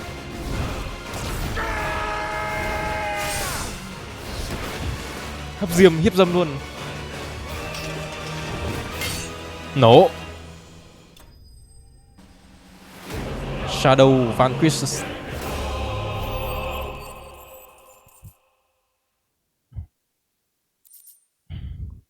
Fire Shark. Sức mạnh của Acorn Ifrit được thể hiện rõ ràng. Mảnh pha lê này nóng khi chạm vào và có thể nghe thấy tiếng vo ve nhẹ khi áp vào tai. Ngon. Rồi, mình đã được cái hình thái thức tỉnh rồi. Sau khi dám đối diện với quá khứ của mình.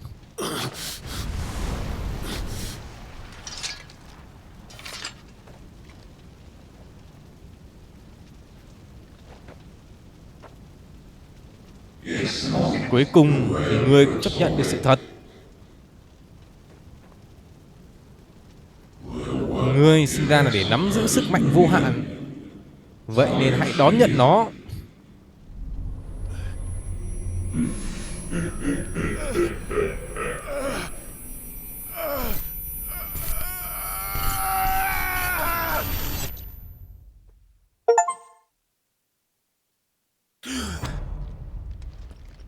Rồi, đã được cái Clive, are you all right? Jill. It's nothing. I'll be fine.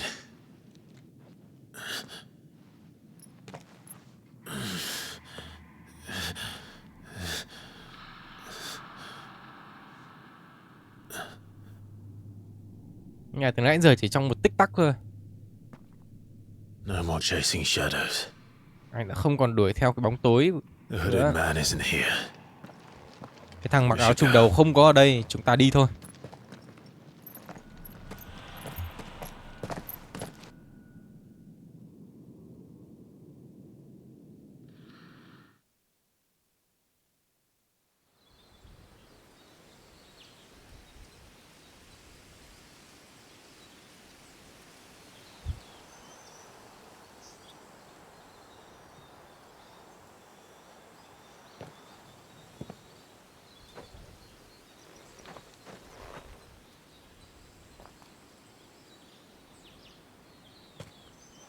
Clive, are you sure you're all right?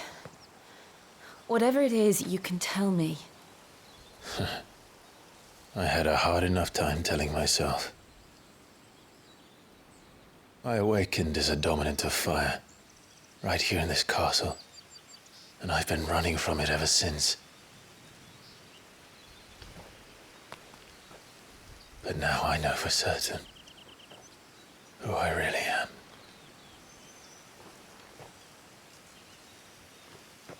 The second icon of fire, who killed my brother and burned this castle to the ground, was me. Ifrit.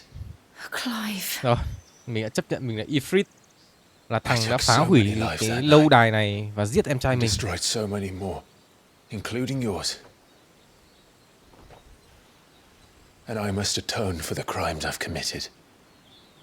But not before I learn the whole truth. How can a second icon of fire even exist? And why was I chosen as its dominant? Who is the hooded man who brought us here? And what does he want?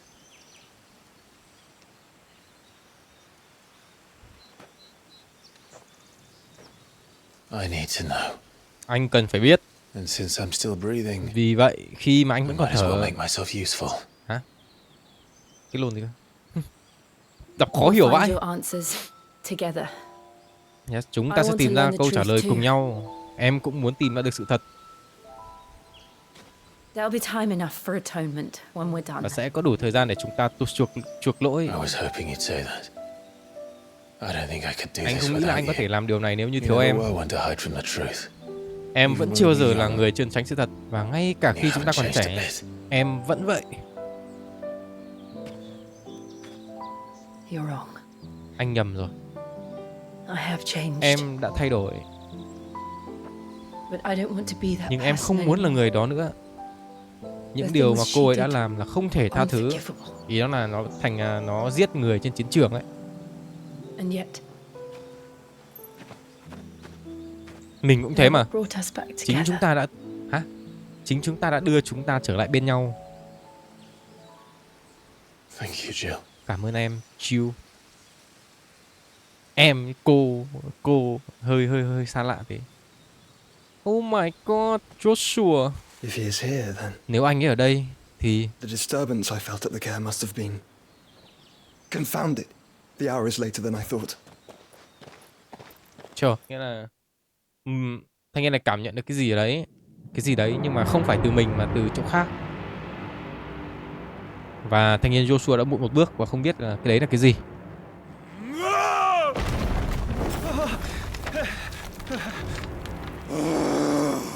Thanh niên này đây, thanh niên Dominant Titan đây.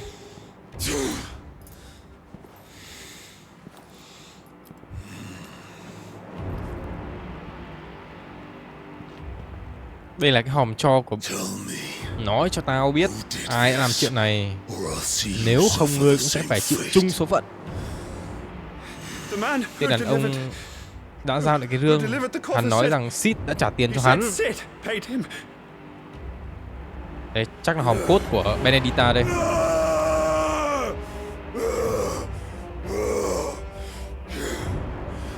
I let you run amok with the rest of your rats, and this is how you repay me?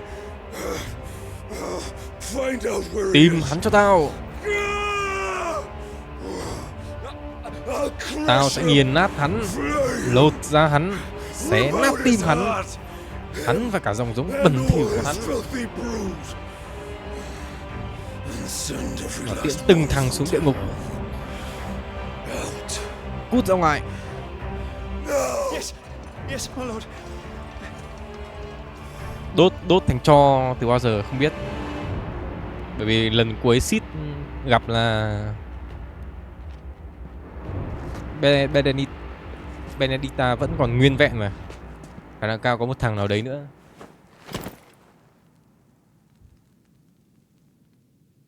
Thiêu con này thành tro cốt. Khả năng cao Joshua chăng? Bởi vì có mỗi nó là Dominant Phoenix có lửa thiêu hết tất cả.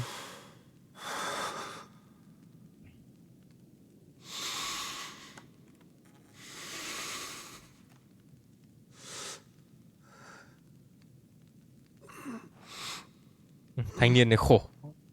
Người yêu chết mà không biết là con kia là hai mang. À không phải hai mang mà nó lợi dụng thằng này. Bực quá. Benedicta. Đây là bất chấp đấy, cố chấp đấy. Rồi. Thế thì mình mới có thằng để mà đánh nhau chứ đúng không? Remaining of life. The meaning of life. Clyde đã giành được quyền kiểm soát Aegon Ifrit, cho phép truy cập vào các khả năng của Aegon mới như Ignition, một cú lao đẩy mạnh mẽ đẩy lùi kẻ địch đồng thời gây sát thương liên tục, cũng như mở khóa Limit Break Goal. Các ô khả năng của Ifrit được chia sẻ với Phoenix và có thể được xác nhận thông qua Tab Ability trong main menu. Limit Break, biết rồi, cái này là để thức tỉnh cái khả năng So what next? như con We Benedicta. return to East Pool. Rồi, tôi sẽ vào check cái thanh ability cái. Đây, Ifrit Change. Đây có 3 nhánh nữa. Này 2% này. Triệu hồi một cơn bão cầu lửa xoay quanh Clyde gây sát thương các mục tiêu gần đó, đồng thời hấp thụ sát thương. Tấn công trong khi sạc, gây ra nhiều đòn đánh và đẩy lùi. Nói chung là nó đẩy một phát. Nghĩa là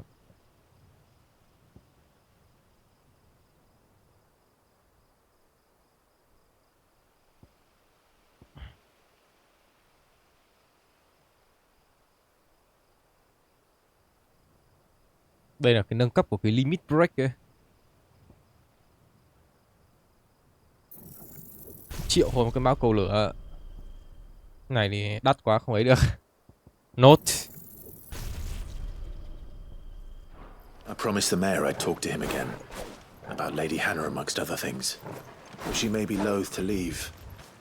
I Không biết can't mấy help cái thinking đấy she'd dùng be kiểu gì nhỉ? safer with Đọc Sid phát. too. All right. Từ để tôi đọc lại cái không biết dùng kiểu gì. Nó chỉ bảo triệu hồi một cơn bão thôi.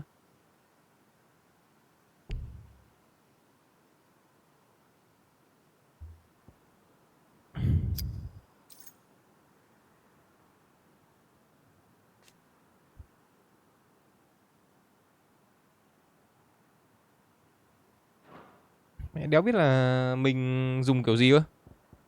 Hài vãi.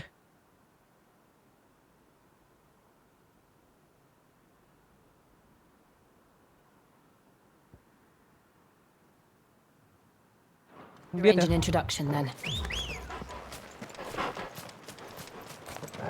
Thực sự không biết dùng kiểu gì luôn đấy. Không có một cái phím nào luôn.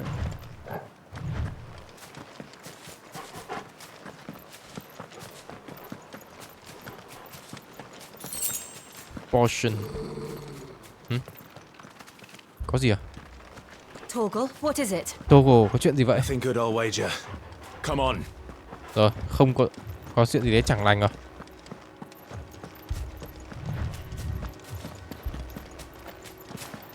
Quay trở lại Istanbul xem nào. Ở đây đã nghe thì có tiếng rồi.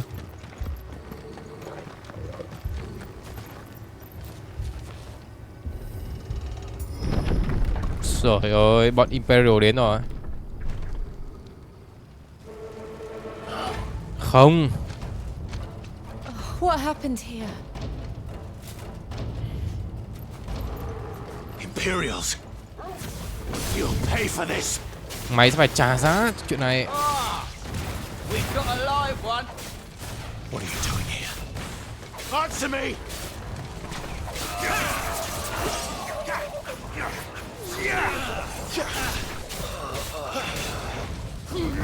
Chết.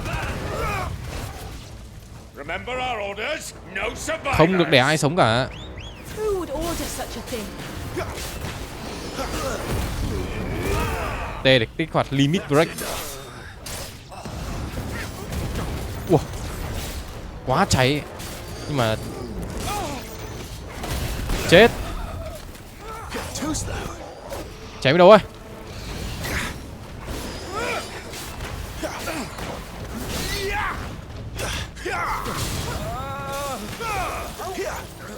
Xuống đây.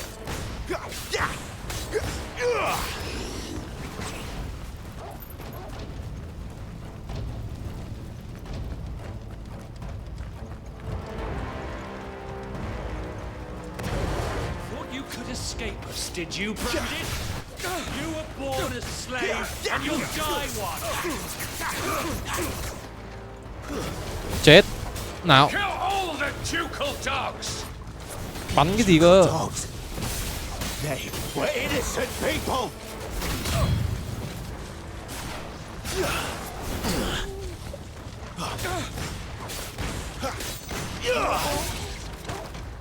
It's over. Chết.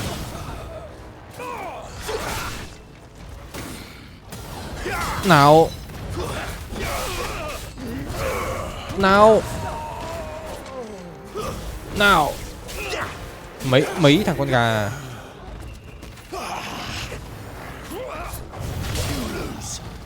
Stay down. Chết.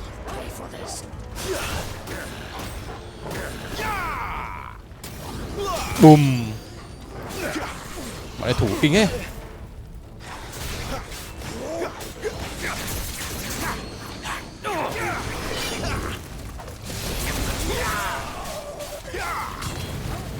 Xuống ấy.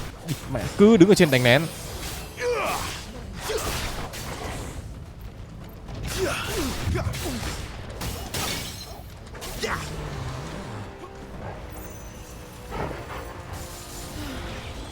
Còn nào nữa.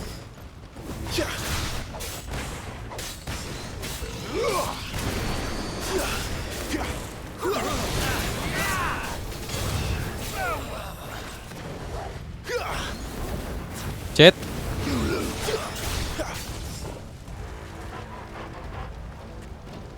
Vừa mới đi tí đã bị tấn công à? Rồi, nhà của bà kia bị ấy rồi. Bà Hana. Tất cả phải bị thiêu rụi. Kẻ mang dấu ấn và những cái kẻ chứa chấp chúng. Theo lệnh của nữ hoàng Annabella.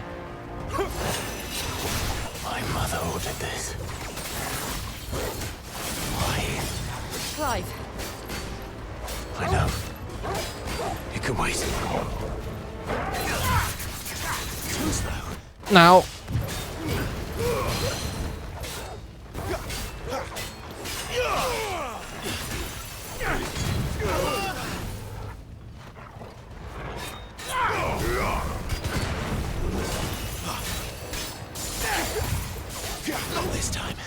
Cút. Ngã xuống.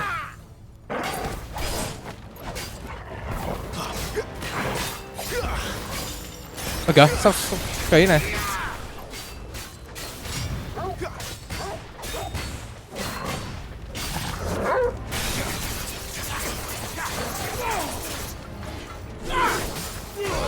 Đi mẹ còn xoáy thêm vòng nữa, đéo hiểu ạ.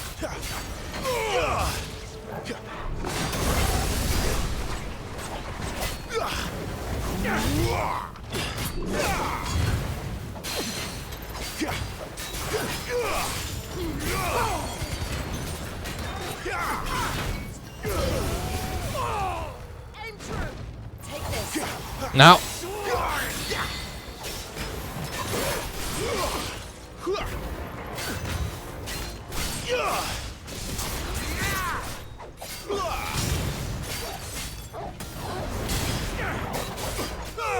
Chết thằng đồ tể.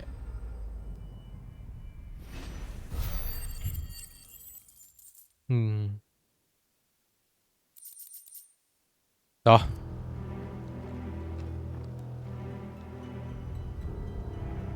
Toàn bộ dân làng đã bị giết rồi. I'm sorry, Lady Hannah. Tôi xin lỗi, tiểu thư Hannah. Chết không nhắm mắt luôn. You deserved so much better. All of these people did. Better than my mother. Hóa ra bà kia là mẹ ruột rồi. Bây giờ thì biết là mẹ ruột hay là mẹ kế rồi. Ác. Công nhận ác thật. Chào Hoàn Đình nhá.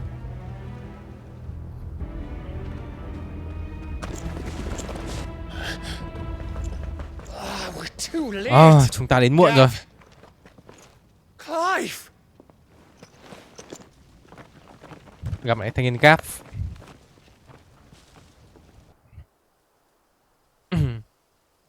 Rồi, cái chỗ Eastpool này vắng bóng rồi. Bọn chúng hành động theo lệnh của nữ công tước sao? Đoạn này thằng Clive có Aegon rồi nhá.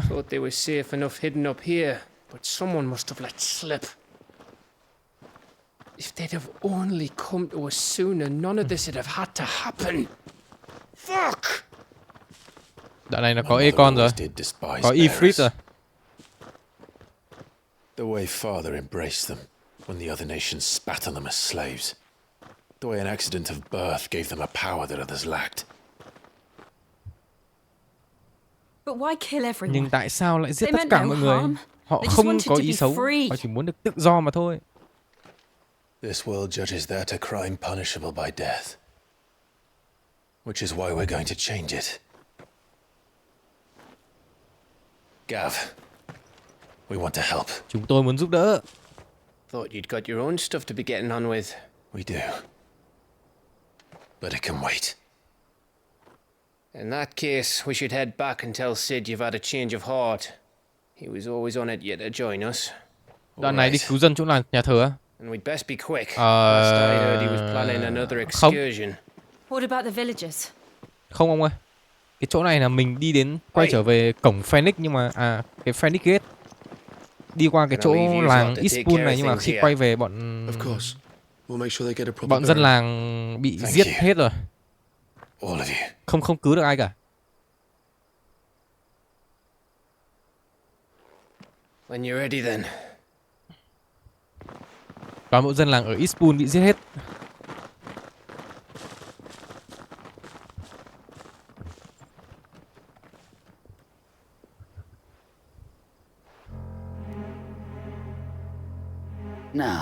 Giờ thì lũ chuột, hãy dẫn ta đến hang ổ của các ngươi. Chúa thể Kupka có tin nhắn cho thủ lĩnh của các ngươi. Giá như hắn ta biết gửi nó đến đâu. Rồi, chúng ta đã bị bám đuôi mà không biết.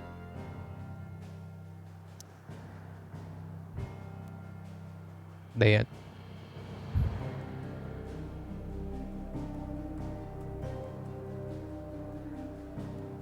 Đây, ở đâu? À đây, đúng rồi. Quay về The Highway. Đây là chỗ ẩn nấp thôi. Cứ nghĩ là không ai biết cả, nhưng mà đến phòng của Sid thôi. Chúng ta có nhiều chuyện cần bàn đấy. I heard Otto barking at his lot earlier. Look what the girl dragged in. Go on then. Không có vũ khí gì Finished, nó are you? quá là khỏe ở đây cả. Quay về chỗ ông Blacksmith rồi mà. I see I'm busy here. Có nâng cấp được kiếm mình cái đâu.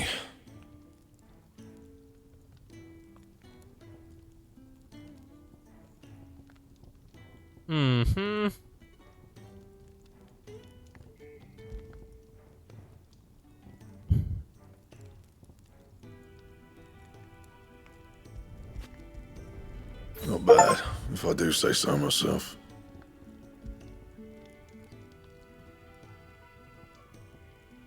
Anything else? À đâu? Những cái đồ tím này hình như là không ấy được hay sao ấy. Hình như tôi cộng nhầm rồi. Thuộc tính hay là gì nhỉ? Đây. Thắt lưng này. Ê, con của Clyde tên gì nhỉ? Ifrit ông ơi. Ifrit. Nghe tên đã thấy lửa rồi. Don't mind me. Just taking a quick breather, ain't I? Rồi, đi gặp Sid. Sid! This place is getting more crowded by the day. Nơi này ngày càng đông đúc đấy. I tell myself the bustle's a blessing. There'll be time enough for quiet contemplation when I'm dead. Tao đi qua.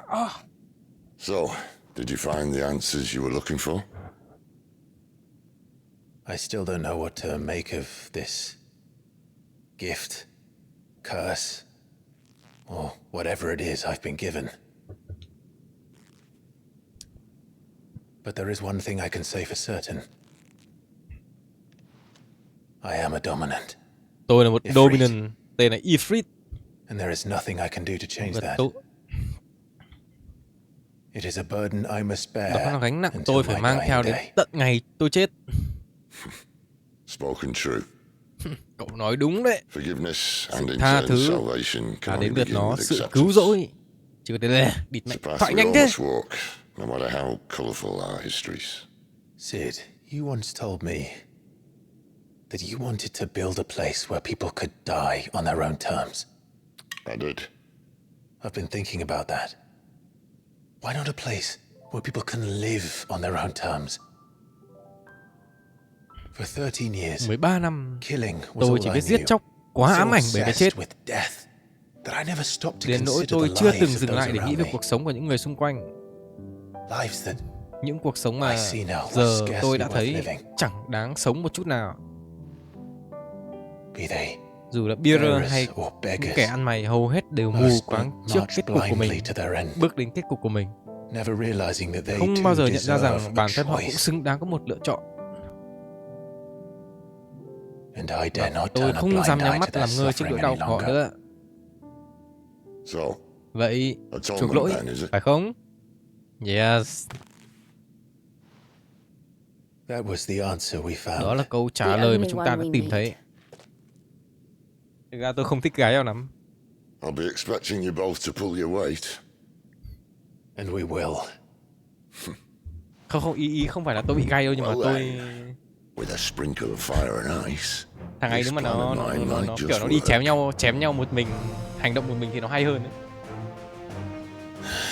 What trouble are you looking to get yourself into now? The best kind.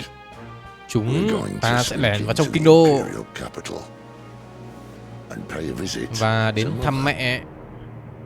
Actually mẹ mình.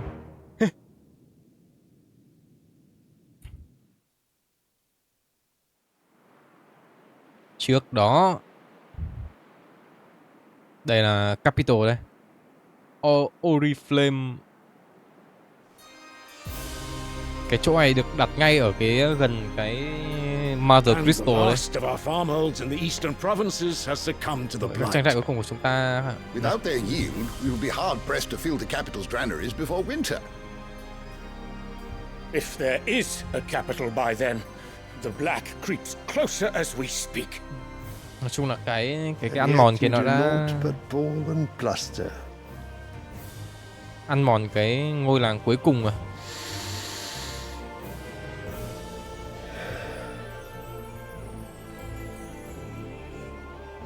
Your radiance?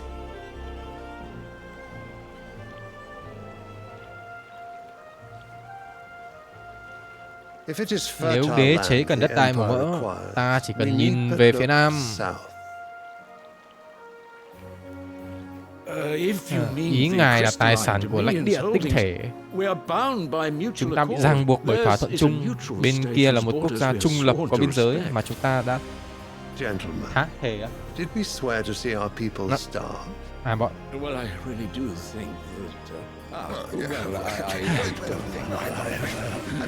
Nghe thôi cũng biết là... Nghe thôi cũng biết ông này địt mẹ đánh cháo khái niệm.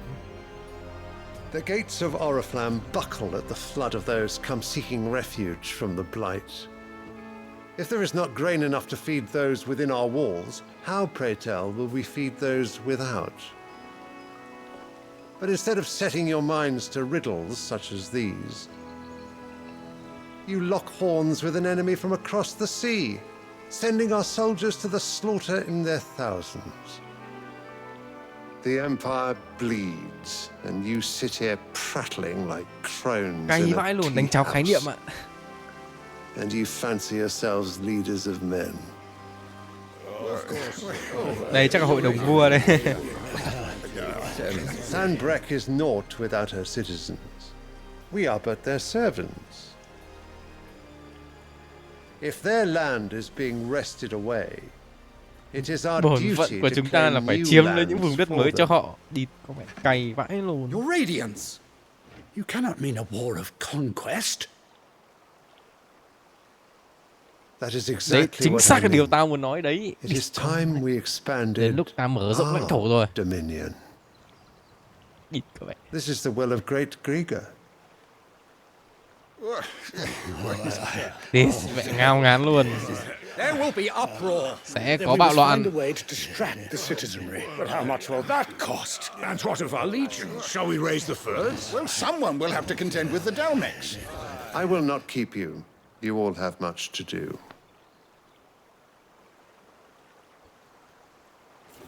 Bãi chiều luôn. Cay vãi không? Biết ngay mà.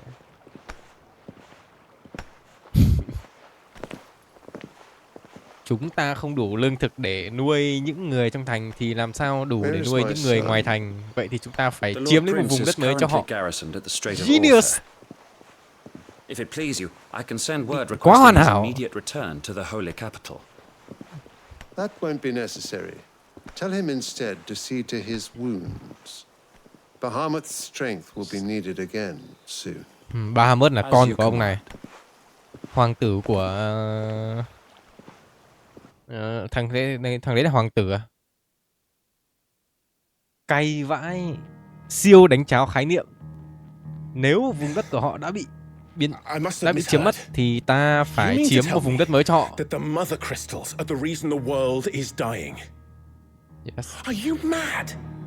I have been called that on occasion, but no, not today.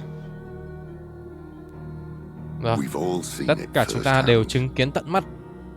Empty waste. Nơi hoang vắng từng là đồng cỏ xanh tươi, vùng đất bị rút cạn Ether đến khô kiệt, không một con chuột nào có thể sống sót. But where was it all going? Nhưng nó đã đi đâu? À, rồi, hiểu. There, in the self-same crystals, we look to for their so-called blessing. Nói chung là những cái tinh thể đấy, cái tinh thể mà cho, nói chung là cái sự ăn cạn Ether này là do mấy cái tinh thể Crystal Mother. How does it allow us to conjure magics? Answer: by drawing ambient ether Đấy, from the làm air. thế nào cho phép chúng ta sử dụng ma thuật? Where do these crystals come from? Là chúng nó sẽ rút thẳng năng lượng xung quanh để tạo ra cái cái ma thuật đấy. Although admittedly this here fits more easily in the pocket. But the mother crystals are massive, some as large as mountains.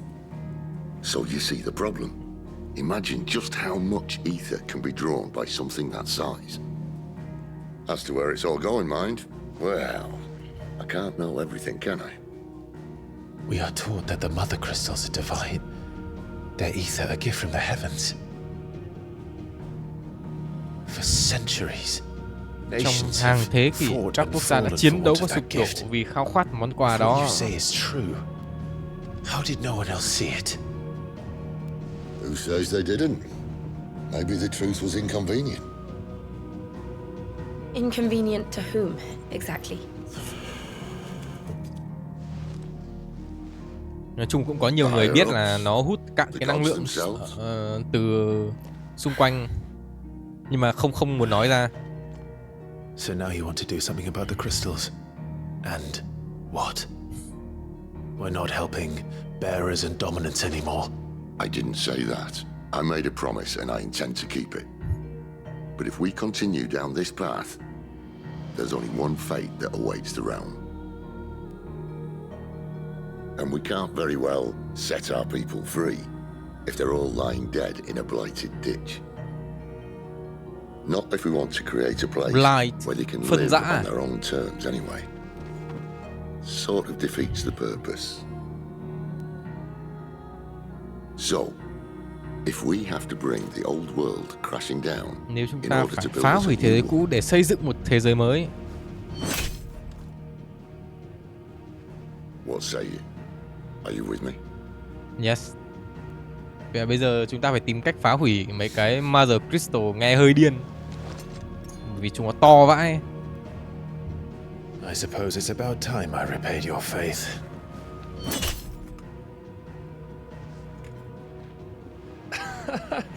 You could have just said I. But it's nice to have you aboard all the same.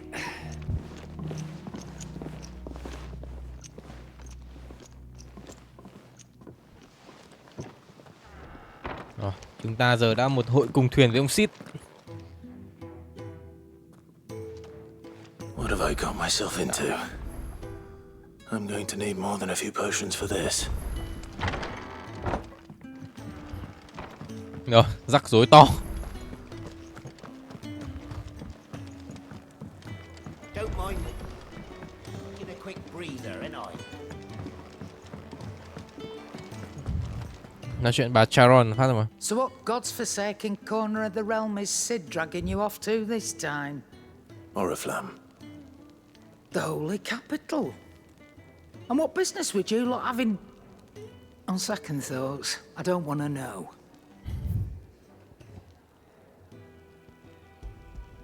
Còn cái kiếm nào nó tuyệt vời hơn không?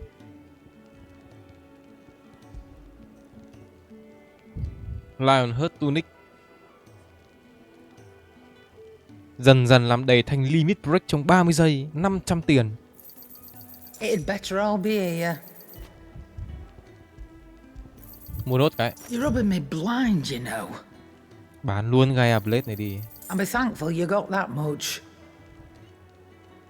Mình có 2 cái cơ. I reckon I can find a buyer. Speaking of Oriflamme, I hear the trading routes leading south have seen more than double the usual traffic. If you ask me, some at Fowl's brewing, and at Intire's Borbile tea. Hóng Just ông go đấm vỡ and một see mấy đứa Otto, dominant. will ya? Mình phải hạ từng thằng một thôi. Kiểu gì cũng sẽ phải đụng mặt chúng nó thôi. Không ấy được, không tránh được. Kiểu gì mình chẳng phải vả vỡ mõm rồi. Make it quick. Mình không. Ô, có kiếm mới này. Flame tongue. Lưỡi lửa rồi. Nguyên liệu là Stormcry và Fire Shark. Thành một thanh kiếm mới. 180 đam. Wow. Should last you a good while. Trang bị luôn nên gì nữa. Củng cố à? Cái này mình nó chỉ up lên được những cái kiếm mà xanh thôi, còn kiếm tím thì không up được. Wow. Quá tuyệt vời. Inviticus có 165. Wow. Khoan này nhìn là thanh Inviticus nhưng mà một sơn màu đen sao nhỉ? À không, nó khác đấy. Nhìn trông nó ngầu hơn tí.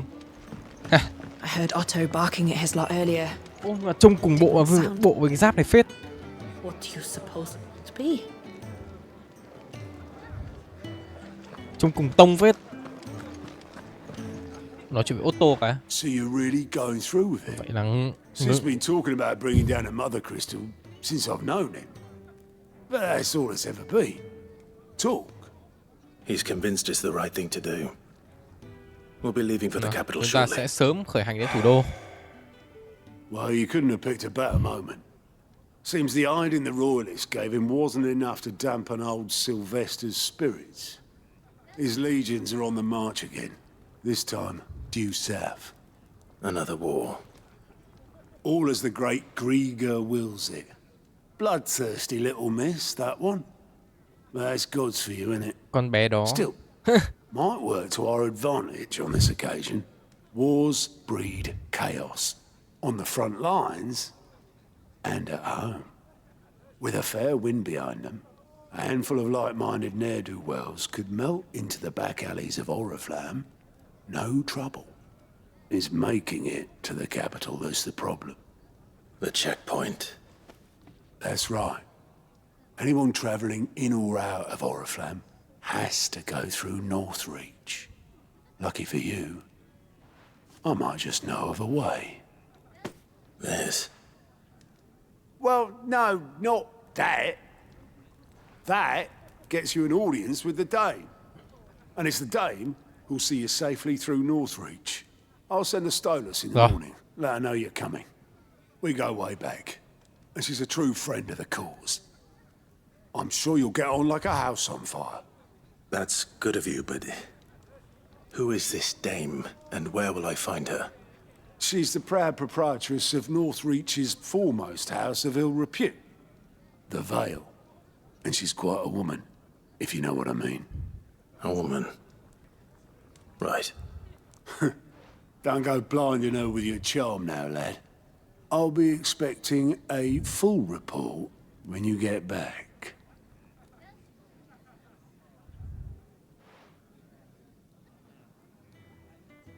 Con vợ ở đây.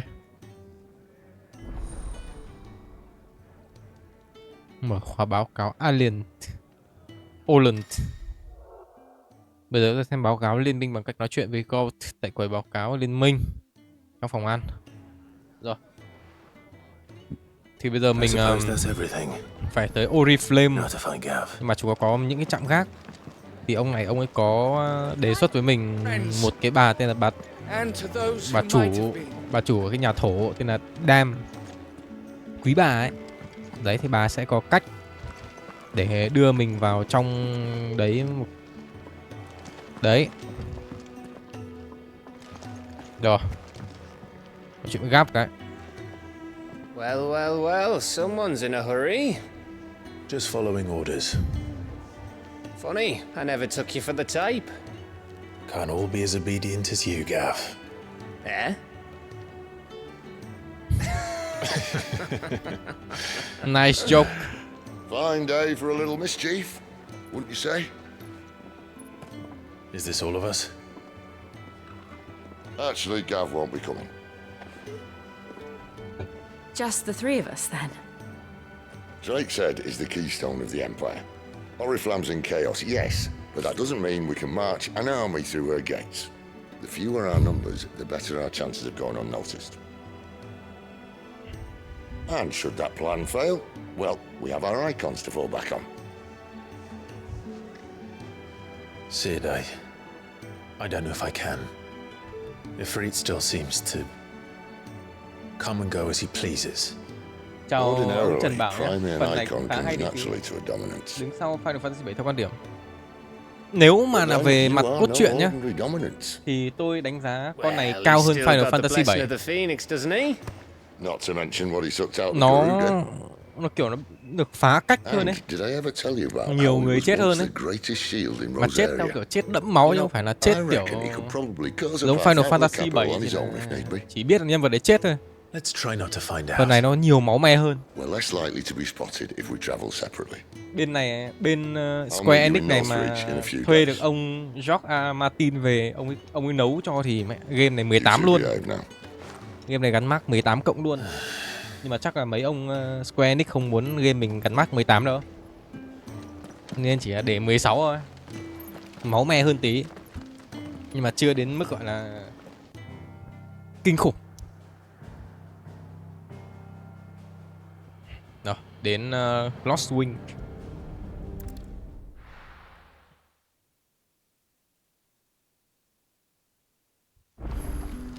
So, we're meeting in Northreach.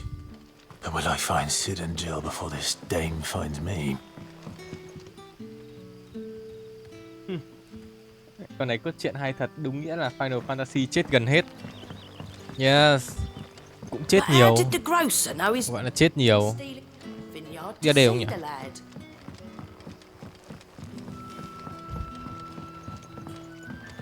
Chung là cũng có nhiều cái chết khá là sốc. Và cũng có khá nhiều cái thứ vô dụng. Đâu nhỉ? Ý tôi muốn nói là ông bố của thằng này chết khá là vô dụng ấy. Địch phải đến đây là hết đường rồi. Then we'll never forgive me if I don't save that crop. Như là mình phải đi trên kia. Đi. Yes, same. Tôi chưa thấy ai đánh nhau mà lại quay lưng với kẻ địch xong rồi bị nó chém đứt đầu cả. Cái lúc mà tôi gặp cái ông bố, tôi thấy ông ấy quay lưng lại với kẻ địch xong rồi bị chém bay đầu, tôi bảo mẹ cái ông này bị điên à.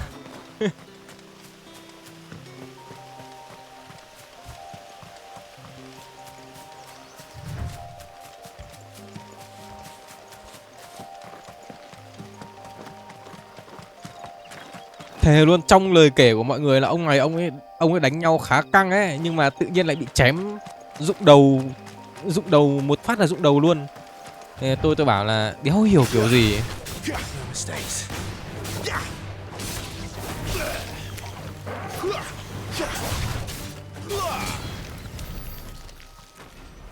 Tôi bảo không thể tưởng tượng nổi là có cái chết nó hài hước như thế. Ủa, Dragon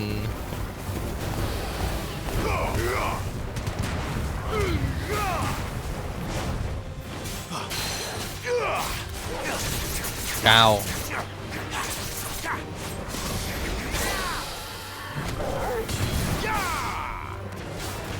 Nào.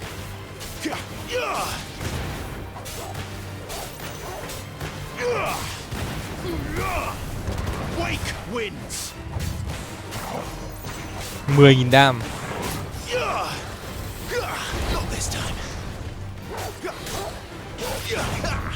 Nào.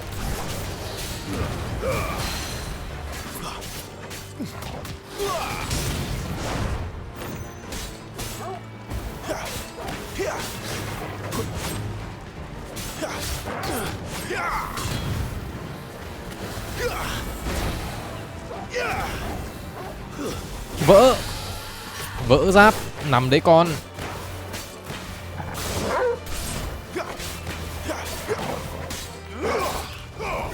Chết.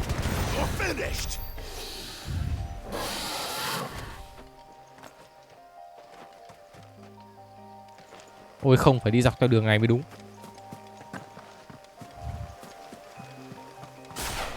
Lại đây em.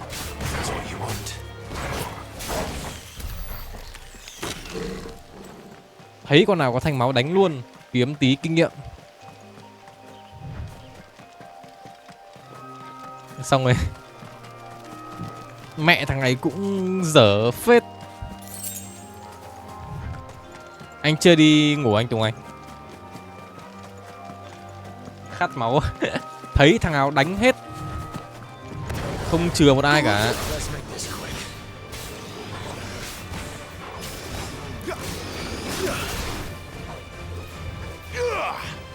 Mẹ.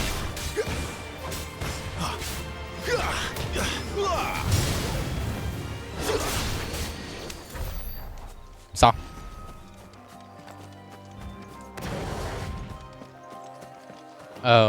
Tiếc.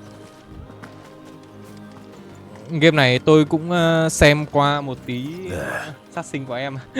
Northreach. Cũng gọi là xem qua một tí cái phần kết rồi, cũng hơi tiếc thật.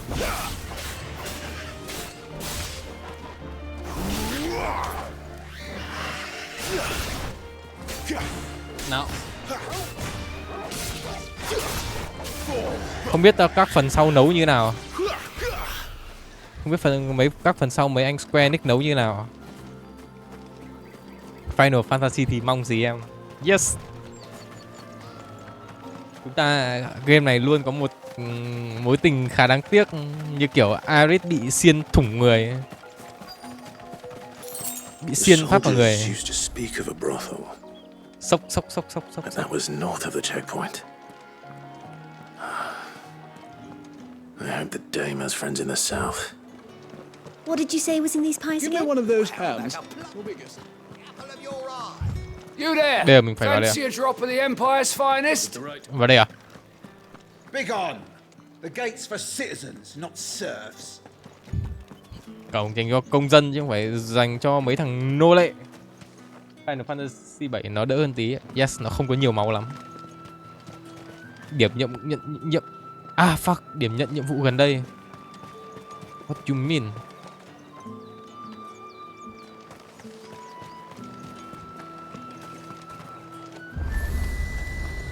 Are you gonna buy something or not? À đây rồi. Đến nơi mới hiện ra.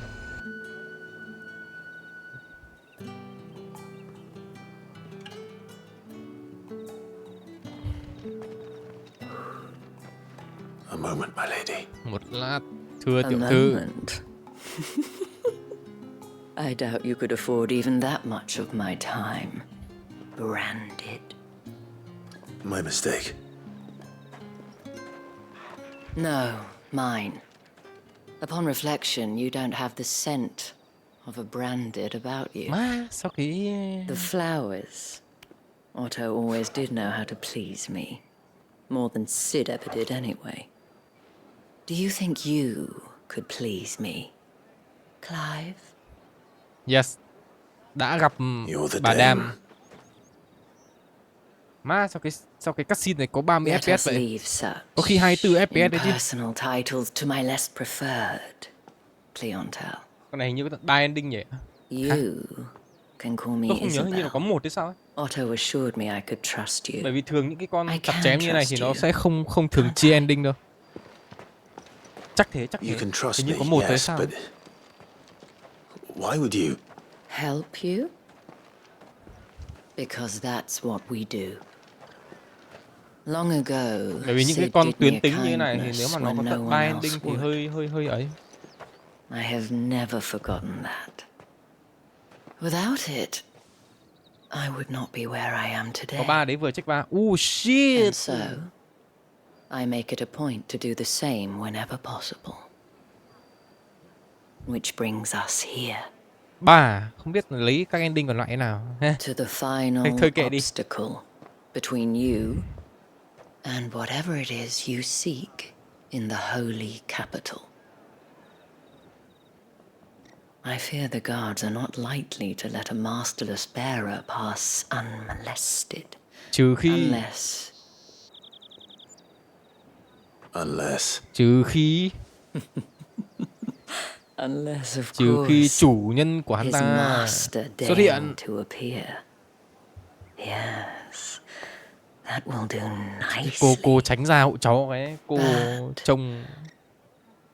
I shall expect a favor Series in Final Fantasy return. thì cái gì cũng có thể diễn ra được. Oh yes. Ba. Căng thế. Không biết là có lựa chọn gì mà thành 3 ending được. Đớp cả cô luôn thôi. You say these are all from Dalmekia? Not getting any fresher. Ấy quá, cô vòng 1 hơi bé, cháu không thích. Welcome, welcome. Gaia Blade, lúc nào cũng chỉ là Gaia Blade. I'll be here if you need me. Đồ mình đồ tím luôn này.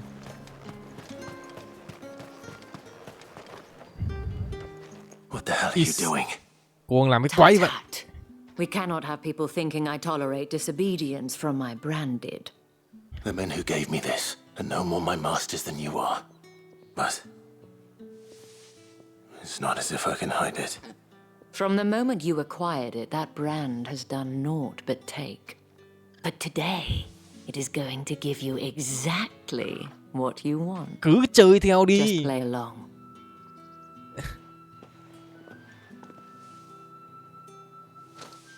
Madame, back Madame. to the rail already? But of course, we must make ready to welcome you, my dear. And who might this be? Why, my new escort. The streets aren't safe for a girl, what with all the royalists about. Well, don't work him too hard. Well, that rather depends on you now, doesn't it? I'll see you all at sunset. Oi, hold up. Nào, làm gì làm đi. Nhưng chắc không có đánh nhau đâu. Lại thêm một thằng branded chết tiệt nữa. Mày thật may mắn khi ở cùng với tiểu thư đấy. Im mẹ đi. Mấy bọn này ấy quá, mấy bọn này phân biệt quá, nhưng mà chúng nó không biết chúng nó chỉ là mấy thằng lính quèn. Fuck. That wasn't so bad. Wasn't so bad. They might have recognized me. But they didn't. And even if they had, they wouldn't have done anything about it. The gentlemen of the garrison are some of my best customers. We have khách hàng. An arrangement. As do you and I. Now, if you'd care to follow me, kinh doanh nhà we thổ can mà speak có khách more hàng of thì the biết veil. là đến chơi gì rồi. Doesn't seem like I have much of a choice. Yes, có vẻ như mình không có nhiều lựa chọn cho lắm.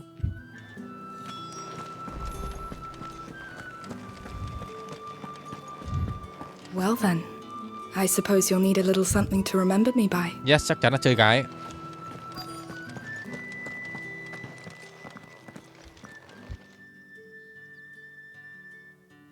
And if anyone requests her company, tell them she is feeling unwell.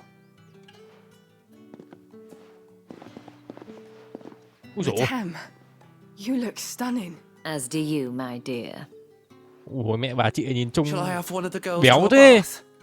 That won't be necessary.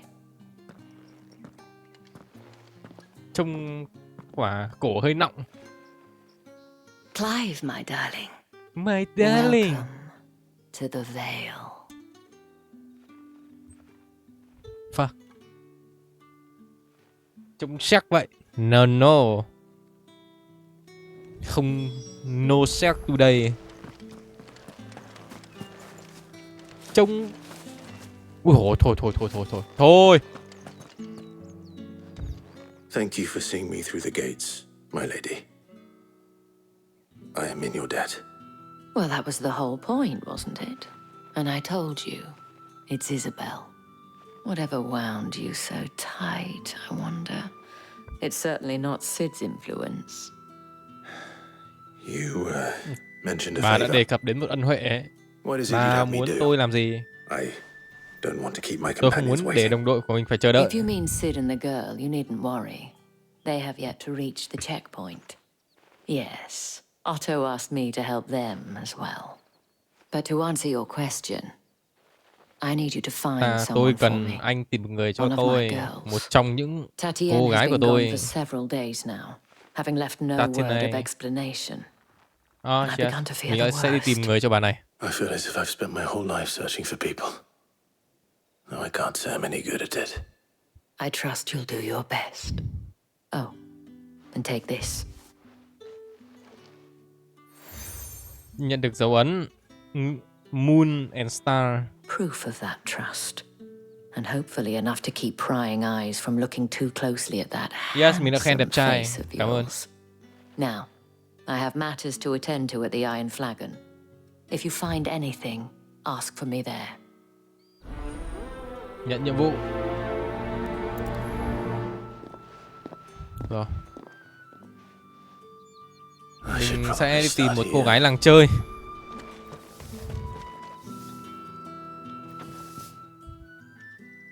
You wear the dame's brooch. She must trust you. Enough to have me look for one of your colleagues. Yes, mình sẽ A đi woman tìm by một the cô name gái of làng chơi. Tatienne. She's Mất still tích. missing then. Oh, if only I'd comforted her. You saw her before she disappeared.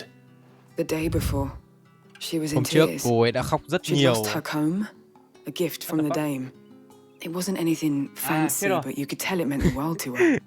You see, Tôi Tatienne quên was an chưa ấy lại orphan, con bot. and she looked upon the dame as a mother. Sorry ông nha, tôi quên As do chưa we set up all. lại con bot. So she was upset. And I didn't lend her my shoulder. Hình như là tôi cho cái Someone những else did. tôi cho cái Tatienne spam shared a room. nó hơi ít. Her chambermaid may have seen something. Sorry nha, She's sorry over nha. there, sitting by the pond. Thank you. Ôi mẹ đã Let's see what her xóa chambermaid hết can tất tell cả us then. comment rồi đó. Con bot này cũng khát máu phết.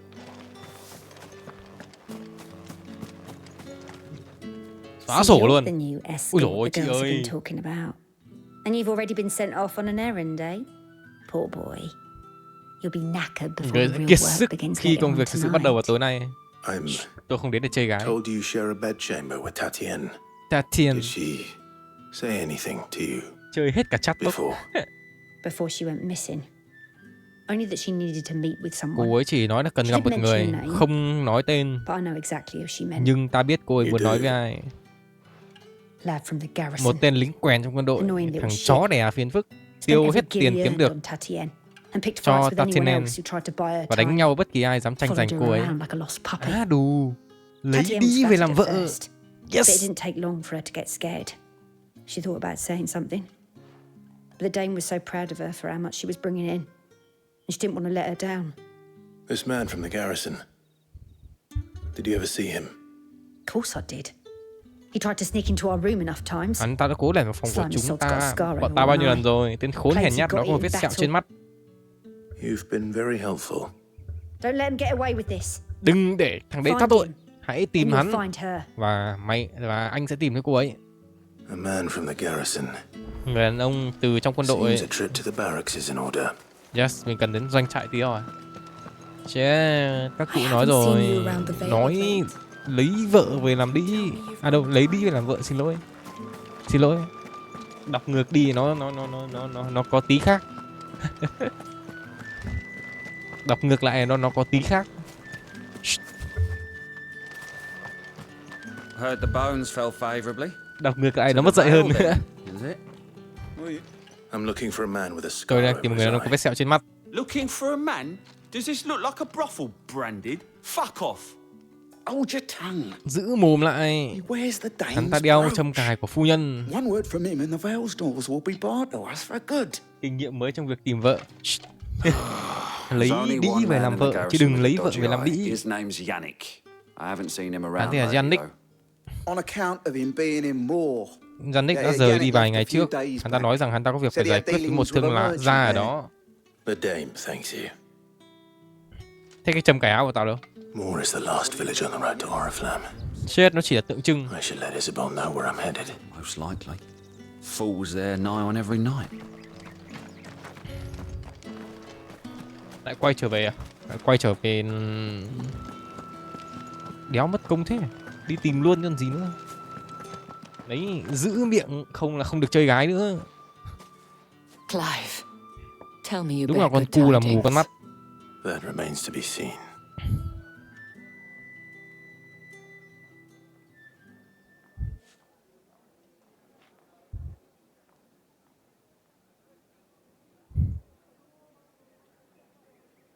Oh, Tatiana, you could have told me. Ôi Tatiana, tên gian nick này. The soldiers I spoke Những to người lính believe đã he's in nói a village of Moor. chuyện hả? According to them, he claimed to have some business with a merchant there. Though that wouldn't explain his continued absence. And you plan on traveling to Moor to ascertain the truth? Isn't that what you want? Oh, it is, but I fear sending you there may cause more harm than Người good. dân Moor khá bảo The thủ. people of Moor are rather set in their ways. You'll find they have little love for bearers, and they will not hesitate to report one such as you to the constabulary. Chúng ta phải đến chỗ của mấy thằng phân biệt chủng tộc. More than one, in fact. His name is Bertrand, and he works at the stables. Tell him I sent you. I shall return as soon as I find something. Rồi, mình đã đến một cái chỗ làng phân biệt người.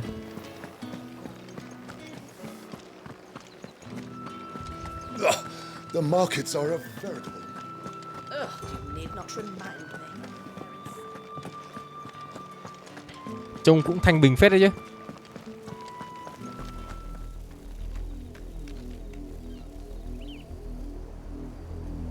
Đi tiếp không?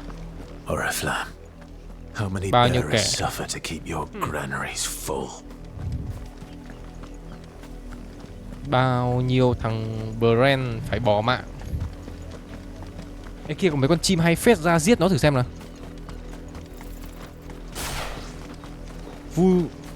Đứng lại.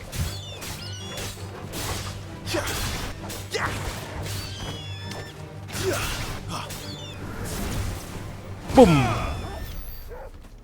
Thêm một tí kinh nghiệm nữa.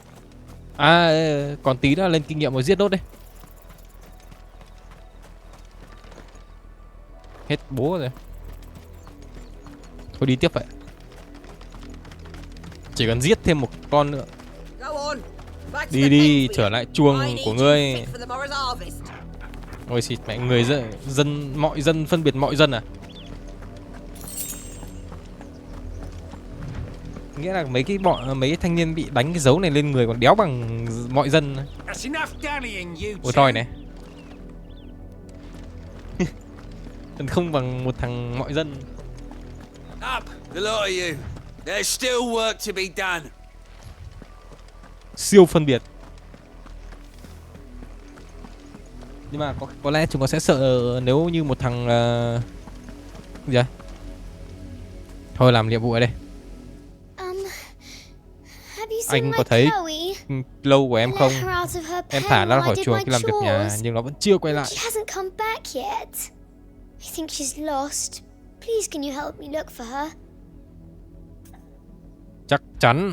I can't promise I'll find her, but I'll try. Chắc là con chocobo. Describe her to me. Nếu ai thấy có con chocobo màu xanh. Beautiful white hair. She lets me À, không phải stroke con when I'm chocobo ấy sad.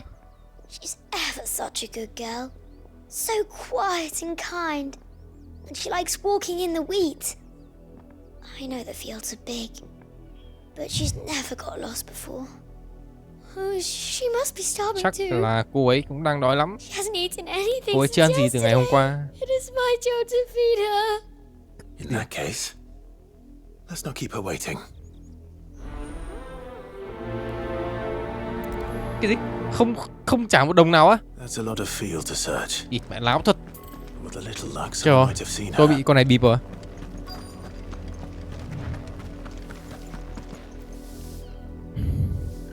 You work these fields?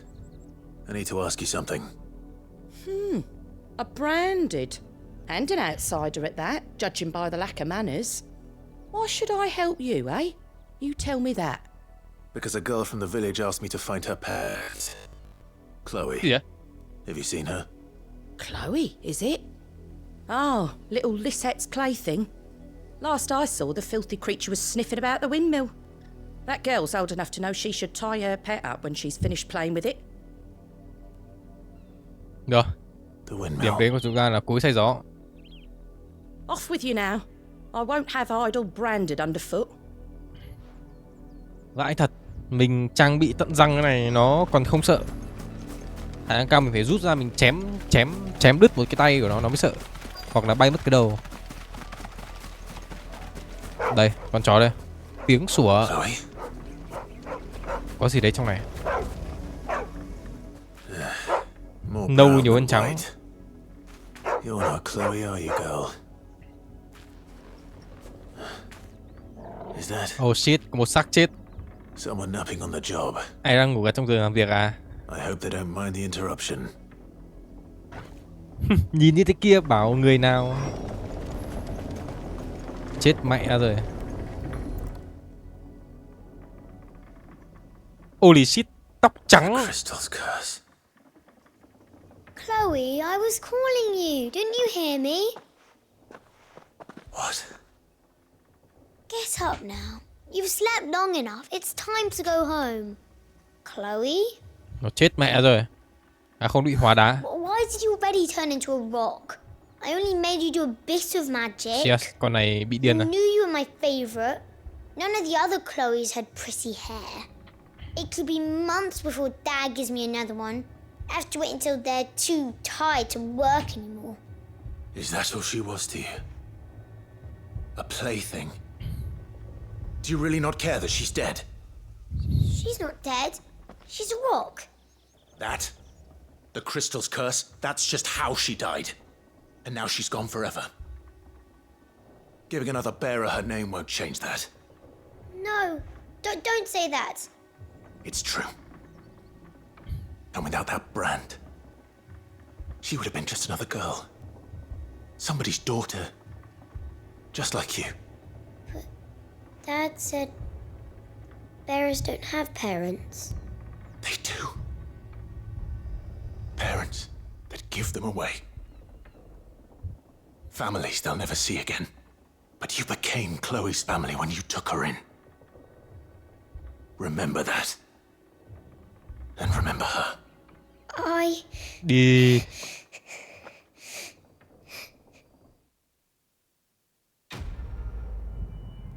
Khóc đi. Nó chết rồi. Yes, mình chỉ được kinh nghiệm với lại cái để nâng cấp kỹ năng thôi, còn tiền thì không có. Ah fuck.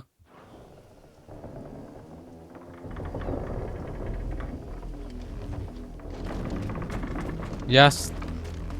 Một cái cục khá là đáng tiếc khi mà lúc đầu tôi nghe miêu tả thấy cô ấy có mái tóc, tôi bảo ôi con vật cũng có mái tóc à, hóa ra là con người thật. Hơi lấn cấn nhưng hóa ra là con người thật. Fuck. Thế giới này điên mẹ rồi. If the people of Moor are as intolerant as Isabel says, it's no wonder the Empire never sent my unit here. Tôi tò mò vì sao là nó con vật nhưng nó lại có máy, cô ấy có một mái tóc. Cô ấy chưa ăn gì từ hôm qua. Fuck. Are you Bertrand? The dame sent me. Sounds about right. Only time I hear from her is when she wants something. Well, go on then. What is Nói it? tiếp đi, cần gì? One of her courtesans has gone missing, and I need to find her. A soldier who may have information on her whereabouts is rumored to have come here to meet with a trader. Many traders stop to peddle their wares on their way to the capital, but only one's been seen quarreling Nhưng with chỉ a có một người soldier. bắt gặp đang cãi nhau, Is một he người still lính. here? The trader? Oh, yeah. Stubborn sod stood his ground till the soldier got tired of shouting, from what I hear. If you seek him out, keep your head down. Fact is, folks round here would sooner hang a branded than help him. And that's even with the dame's brooch for protection. Understood. Yes. Người dân ở đây phân biệt mấy thanh niên beer đến nỗi mà thà treo cổ mình còn hơn. Weren't expecting any new branded until the new moon. You don't think he's a What's this? A branded? Where's your master? Must I Cần ta call gọi for đội a tuần tra constable? không? I come to you from Northreach, at the behest of the dame. Perhaps you've heard of her. Why, of course I Nghe thấy là người hầu của Madame cái sợ luôn. What is it that she requires of me? Rumor has it you were seen arguing with a soldier some few days ago. A soldier with a scar over his eye. Yes. Vâng luôn mới Yes, sợ chứ. that's right. He had Hèn đéo chịu được. which he claimed was an antique. Said he wanted to trade it for a newer one. But old though it was, an antique it most certainly was not, as I told him. Nevertheless, he insisted that it was of great value and was quite vehement about my appraisal. I stood firm, however, and for all his bluster, Bà ấy he cười ngực still purchased a new còn ngon à. albeit an inexpensive one. Tha cho bà ấy đi. And do you know where he went after that? My customers aren't usually in the habit of telling me whither they are bound, but as it happens, Tàn tích this kia nghe one có vẻ did. kỳ lạ. Yonder ruins, strange as it may sound. My thanks. Not at all. I would do Ta sẽ làm anything for the bất day. cứ điều gì cho Anything. Madame, bất cứ điều gì. Be sure and tell her, won't you, that I was helpful. Chết, ông ấy muốn một slot free à? Một shot free à? Mẹ già còn đổ đốn. Rồi, đến chỗ bên kia. Royal Meadows. Đến cái chỗ tàn tích. Trời đã thấy quái đây rồi. Yes, một miếng mồi. Nơi này có mùi tử khí. Mùi người chết ấy. Lại con mẹ vào đây. We can't let them get any closer to the village.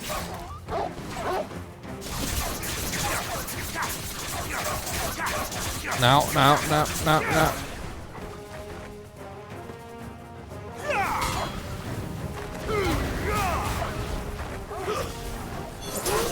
Chết.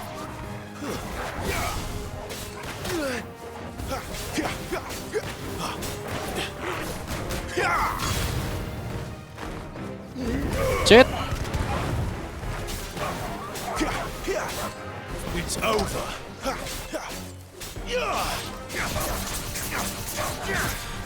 Chết. You lose. Sao?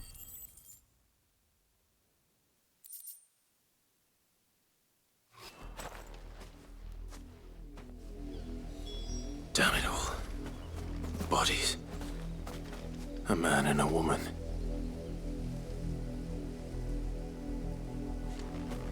Nó thật.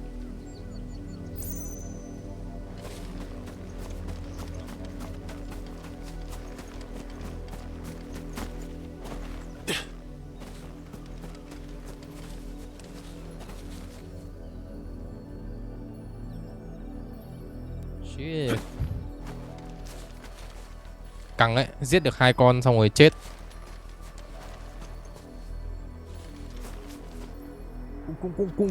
Cũng có tí gì đấy.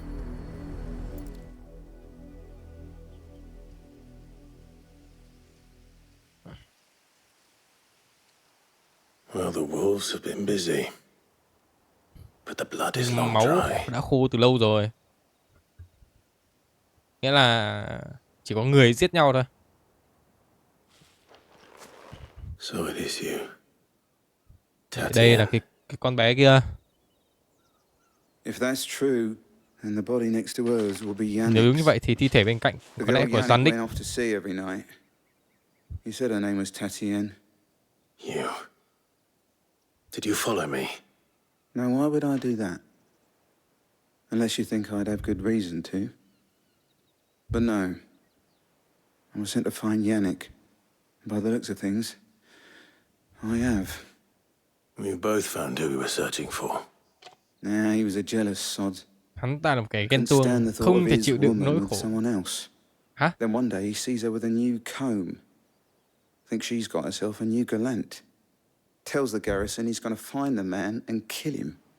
We know it's all talk, but then he disappears off to more for some dealings and doesn't come back.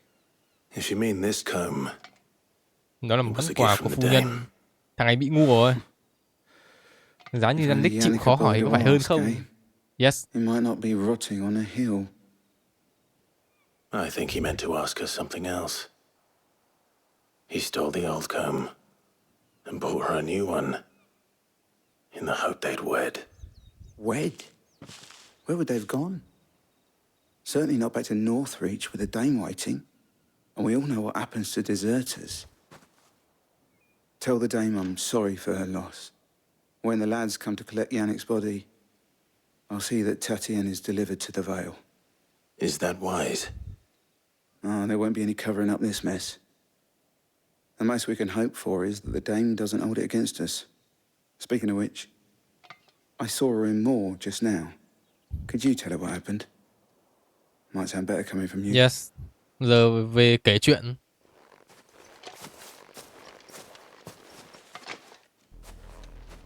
I need to tell Isabel. Yes. Là thanh niên kia giết con này vì ghen, xong rồi giết xong lại bị bọn quái, bọn sói nó tấn công chết. Đen cả đủ đường. Thôi, mẹ hôm nay chơi đến đây rồi. Quá nhiều chết trong cùng một ngày rồi. Thôi, bye nhá. Bye nhá. Kết thúc cái sự đen đủi ở đây thôi. Ngày kia chơi tiếp vậy.